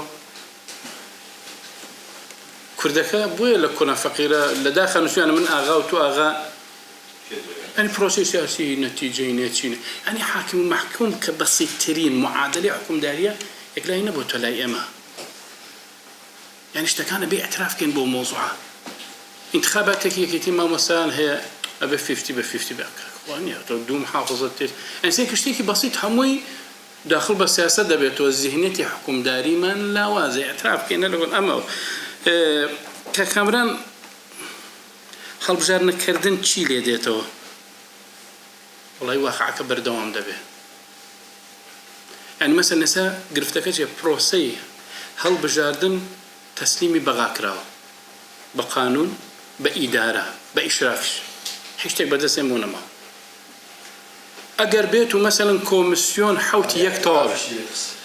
لأن خوي دوينة لجلسيكي أو تايبتا أو من مناقشة كر حل جلسيكي إن أو اسمه يعني شلو أنا أويه يعني أجر هاتو مثلا هالبجاردن نكر حوتي كوميسيون أجر بوان تمديد نكر قانونك ألينا بتمديد بكره تا أكيد تسر مفاوضات وشون بقانونكش بقوله إيش هذا برلمان إيه صدر لما لسنجرة نبي قانون انتخاباتك أو أبي كوميسيونك بشوازي كتير أما كي يقلي أبيته باش أو دقيقة على انتخابات بكره كوميسيون بأشكال بيطلع شج مانجم بيوستا يعني هذا الريوة مشكلة في أول شج مانجم بيوستا يمن تشيب كم والله من يكشف من توقع تأجيلكم دكتور بلى بلى يعني من توقع تأجيلكم شو كان جاري وقتي برياركاد نهات وجاري من ربطي أكم أم برسيارة ببرسيارة كتير ديفاكتو كاك دكتور يعني مسألة ديفاكتو ناتواني بكينا ديفاكتو شو كتول العراق تعامل أكيد لقل واقع أكيد دستوري إما سالي 1992 إما دوي رابرين ديفاكتو هبو خوما من العراق علاقي نبو بلام إسا آية هل لنا كردا أتواني خلب جاردن كيتا ديفاكتو إستا سببي نكردني هالبجارنا كتشية موضوعك عاملة ذاتية كنية يعني ببي بانتاي جغرافي وبانتاي دنگداني هالبجاردن نزيكي لسطع تشلو چواري هرمي كردستان انتخابي تداناك تواني انتخاباتوي أو ديفاكتوي كجناب دفرمي من لقل أو شتاي كجناب تقول یەکریزی باوەڕ بفەرمونی یەکریزی لە هەرێمی کوردستان هەبووایە نەک فشارەکانی بەغا لە 180 معادلە سیاسەکانش گۆڕانکیان بەسەرەوە ئەگەر یەکریزی هەبووە ڕیفراندۆمی شوێنی خۆی دەگرت بەس کە یەکریزی نەبوو دیفاکتۆکە ناکرێت هەرێم بمێنێ نەمێنێ طبعا من لە ئارتیکلەکە باسی ئەوم کرا ئێران حەزەکە هەرێم بمێنێ ئێران حەزەکە مەسەلەن دوو ئیداری سربەخۆ هەبێ لە هەرێمی کوردستان نەکەرێن ئەمە خیارێکم خیاری دووەم ئەگەر هەرێمیش بمێنێ مادەی 110 عکس دەکرێتەوە الصلاحيات الحصرية للحكومة الفيدرالية وما تبقى من صلاحيات لا نقول بعكس يعني الصلاحيات الحصرية للأقاليم وما تبقى من صلاحيات للحكومة الاتحادية أو إلى عكسك بلام تركيا هرب جدي من هونيك دراسة كبيرة تركيا لقل معنوي حكومة هريمي كردستان بلام نق أو حكومة هريمي كردستاني تركيا استفادي لك من بحثك بخون دوا صالي نود لأمريكان وسرابو زورم بيسير بو براستي صالي نو هشتو نو خون مو على جر كرد أي هبل البروسيس سياسي نزيق بيتو برو دولة بولو ناون دكاني بريار قبل تركيا نزيق بيتو زورم بيسو الأمريكان وسرابو هرب فعلي تو حسابك أونيك تولى تركيا ونزيق بو معادلة كان قراوة بو شوازي كتير صالي 2001 لهريم كردستان وابزانم چەند کۆمپانیایەکی کەم هەبوو ساڵی 2003 گەیشتە 6 کۆمپانیای ئەجنەبی ئێستا چەندانە هەیە سەبەبەکەشی چییە؟ تاسیری هەیە بۆیە دیفاکتۆکە بەڕاستی چۆن کاک دکتۆر سۆرانیان چۆن شەرعیەت لە حکوومەتی بەغاوەرگرینەوە بە دوو عاملەکرێت بەڕای من ڕای گشتی لەگەڵ عاملە دەولەکە یعنی ئێستا مەحکەمەی فیدرالی بەنامەی دوو کۆنگرێسمان رئيسي محكمة كتوزي جمجولة كي تيكود يعني أو نترسا يعني ما أتوانين شد بكين كاكتور كاميران أستاذ كاميران وتي هيج نموني كي ترهيا لسر الموضوع بل يعني نموذجك أما اشتكي تازية تطبيق كري استا أما دواي تي هاتوا دواي نظري فوز الخلاقة هاتوا فوز الخلاقة يشكل لبابة كان الدبلوماسية بالأزمات بلام ليري قرفتي هي لإداري بأزمات جاريواتهم معادلة دروس أكي بس أو سري معادلة واضحة مضمونة جار ليرا أما أمينتوا ركائزي نظري تآكلي تدريجي زورا إسا أولا قال إما بكار دهن لقال سوريا بكار دهن لقال يمنا بكار دهن لقال معنا همي يعني تآكلي تدريجي شركة تآكل تدريسي صالي 2001 أفغانستان دروس كرا أمريكا تشوفوا أبي نزيكي 120,000 كاس يعني لقال خويا أمبر سبب كتير تناند لمقلة هنا كاوتي لقسم ترجمي إنجليزي فراشة كشيان برد على آخر الوزارة يعني كانت كطالبان هاتنوا هيك لين يعني كولتوري كلينا ما يعني هو مجتمع أورد وردا بلا نموذج كان هي بلام بديلي نظري فوزي خلاقة لسالي إنه تكانوا دوردا رواجي هبو سيدان كان نتيجينية أو يسأل الشرقي وسطها أم نظرية إما ببيبزاني دواتر كاكتور كامران صالح يعني من لقى قصكاني جنابتم بالفعل وايا بلام يقول نقطة مدمن أما الصراع وجوده بيجيكي جغرافي هي لو بينا منو تو أساس ضريبي أو أدين يعني نماني حكومتي هريمي كردستان هر مسألة أو ني إداري كي كردي لباكوري عراق النما بلكو وجود ماهيتي كي سياسي ومذهبي وشيشي كرد نامينه أما اشتكى واضحة يعني أبين لو موضوع سيريكي مثلا تو سيريكي لدو 16 أكتوبر شي موضوعك شي لهذا يعني لسه أساسي مثلا ديموغرافي لسه بمبون من المعادير عزيزان ولا كركو جمع مشكلة ما نهبوا لقال كرد وعرب أي سالقات شيء سبوتها دو عندهم برلماني كركو لدوان زكاة شيء يعني ستو مشكلة جيتو لو بوبا تقلب مشكلة كي بانتاية كي مسبي جورب العراق کە حەلکردنی تۆزەی قورس دەکات جا لەبەر ئەوە مەسەلەی بەڵام بەڕاستی من لەگەڵ ئەوی جەنابتەم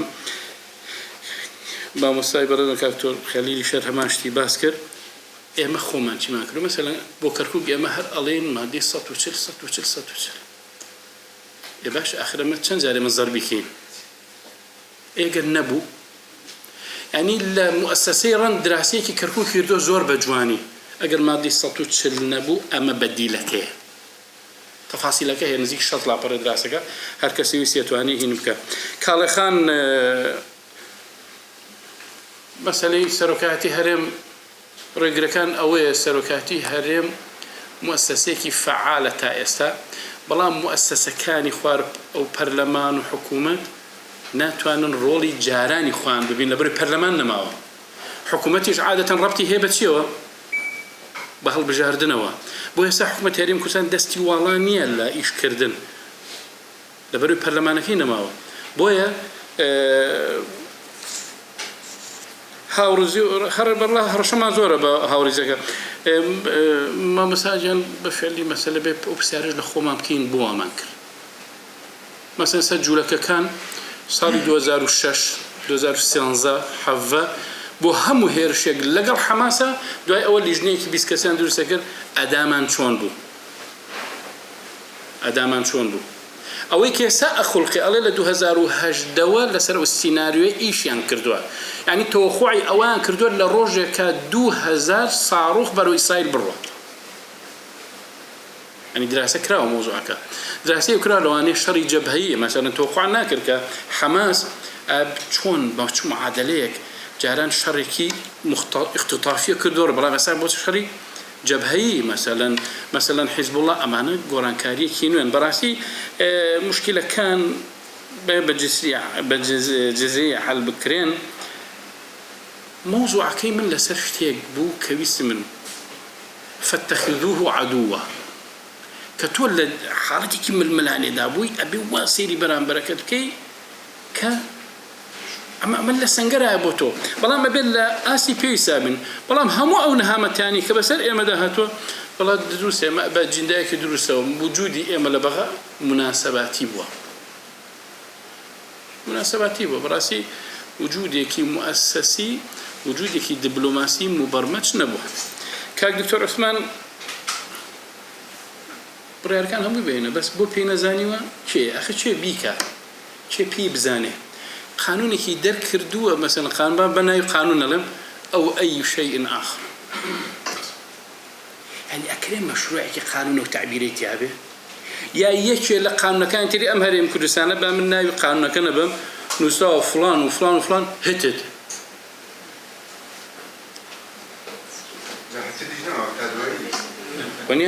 وەک شەتەکەکە نەماوە شەکەتە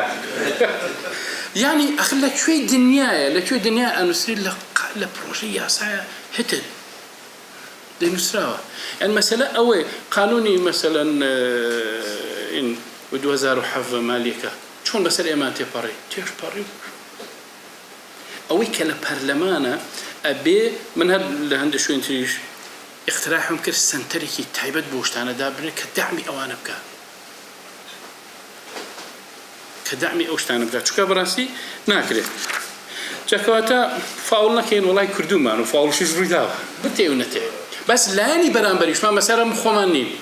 مەسەلەن کتێبەکەی سەرۆک بارزانی بخوێنەرەوە مەیەخیر ئەڵێ مە دانیشتوین لەگەڵا شەو لەسەر 13 خا لەسەر 9 اتفاقمان کردووە سیانەکەی تر بەیانی دانیشتوین لەگەڵ بەڕێزمان بجە لەگەڵان دانیشتوین تەرەفی بەرامبەر ئەڵێ ئێمە بەس قسەمان کردووە لەسەر شتێڕێ نەکەوتوین مشکلەکە زیهنێتی بەرامبەر ئیلتیزام ناکا بەشتەوە باش ئێمە هەومان دڵمان بۆ ئیتفاقی خۆش نەبوو لەگەڵ سوودانیە ئێمە کە چووە پەرلەمان چیان پێوتوینتیان ئەو ڕێکەوتنامەیە لەگەڵ حکوومەتە لەگەڵ پەرلەمانە نییە کاکتۆر سەران ئەوەی کاک وابزانم شتەکان هەمووی کاک بەختیار بەڕاستیان بۆ چوونانە ماین مەکان هەبوو لە کۆرسی دکتۆرا من مۆزوعێک تازەم وتوتمان باسێکی مفاوەزاتیش بکەین ینی ئەم جارە منهەجی مفاوەزاتیشمان پێی دەبێت لەسەر ئەوە ڕێکەوتین لەگەڵ تەلەبەکانی دکتۆرایە با تەحلیلێک بۆ وەفدی هەرێمی کوردستان بکەین لە بەغا کاتێک کە تەحلیلمان کرد بەخوا نەقسمانە جایتە نەقسەکان چەند بوو لێی گەڕێن جاروە هەیە مووقفی سیاسیەکە تۆ دەم مووقف ڕێزگە ئێمە عادەتەن دین لە دەو دەست پێ اینجا کتا بەزینەوە پێویستە چارەسەرێکی یاساییانە و سیاسیان باشە بۆ یەکەم جار توور دۆ تەساعودی ناگە لە ئەخیرەوە دیونەوە بۆ یەکەم یعنی ئێمە شتێکمان کرد شتێکی باش بوو بەڵام بەڕاستی هەمویان بەرامبەر بە کورد بەڵێ ڕۆڵە کاکە من لە میسر بووم کابرا ئەوێ کورد ئێوە ئینفیساڵی جوان ئەرێتم باشە خۆ هەرێمی کوردستان جنوبی سوودان چەندە دوسێ ئەوەندەی هەرێمی کوردستان نابێ بوو بۆ ئەو قسە ناکەن بوو ئێمە قساکەن خۆ نەوتی ئەوێ ئابی و ئەوانەی لی نەوتی لای ئێمە زۆرترە هەر قەدەرەکە وایە هی کورد گران ئەکەوێتەوە ئینتیمان لە ئاوازە ڕاستە مثلا خزمەت گوزاری وەشتانە من یەکشت بڵێم طبعا لەسەرەمە من ئارتیکڵێکی نووسی 2016 دراسەیەک کراوە سببی ضعیفێت خۆی ئەو پرسیارە لە ساڵی 1900 هەر لە ئەمریکا کراوە ئایا تۆ شانازی دەکەی بە وڵاتەکەتەوە هەمان دراسە ساڵی 2016 دووبارە کراوەتەوە لە 350 شوێنی دنیا فاکتەر یەکەمی ئەوەیە لە خزمەت گوزاری ئۆشتانەوە دەردەچێ لە خزمەت گوزاریەوە دەردەچێت بەڵێ ڕاستە لە کولتوری نیشتیمان پەروەری ئێمە خەلەل هەیە کاکتۆر سامان باسی کرانی گڕیژۆمانە کاک دکتۆر ئێمەی کورد وامان لێ هاتووە ڕۆبەرکرار مەخالێکی جوان اینجا لەو دراسەیە 350 شوێن ئەوەیە بۆیە ئێستا مەسەن ئەحمەد مەتەر شیعرێکت بۆ نووسێ ئەنا فەوق الوەطن بۆیە ئەڵێ من چی ڕەفتمەکە بە وڵاتەکەم و پێڵاوەکەمە یعنی کولتورات زۆر خەتەرە ئەمە یعنی بۆیە لێرە وجودەکە بە شێوازێکی ترە یعنی ڕۆبەرت کلار مەقالەیەکی جوانی هەیە من کردمەوە بە کوردی ئەڵێ حکوومەت و نیشتمان تێکەڵ بە یەکدی مەکەن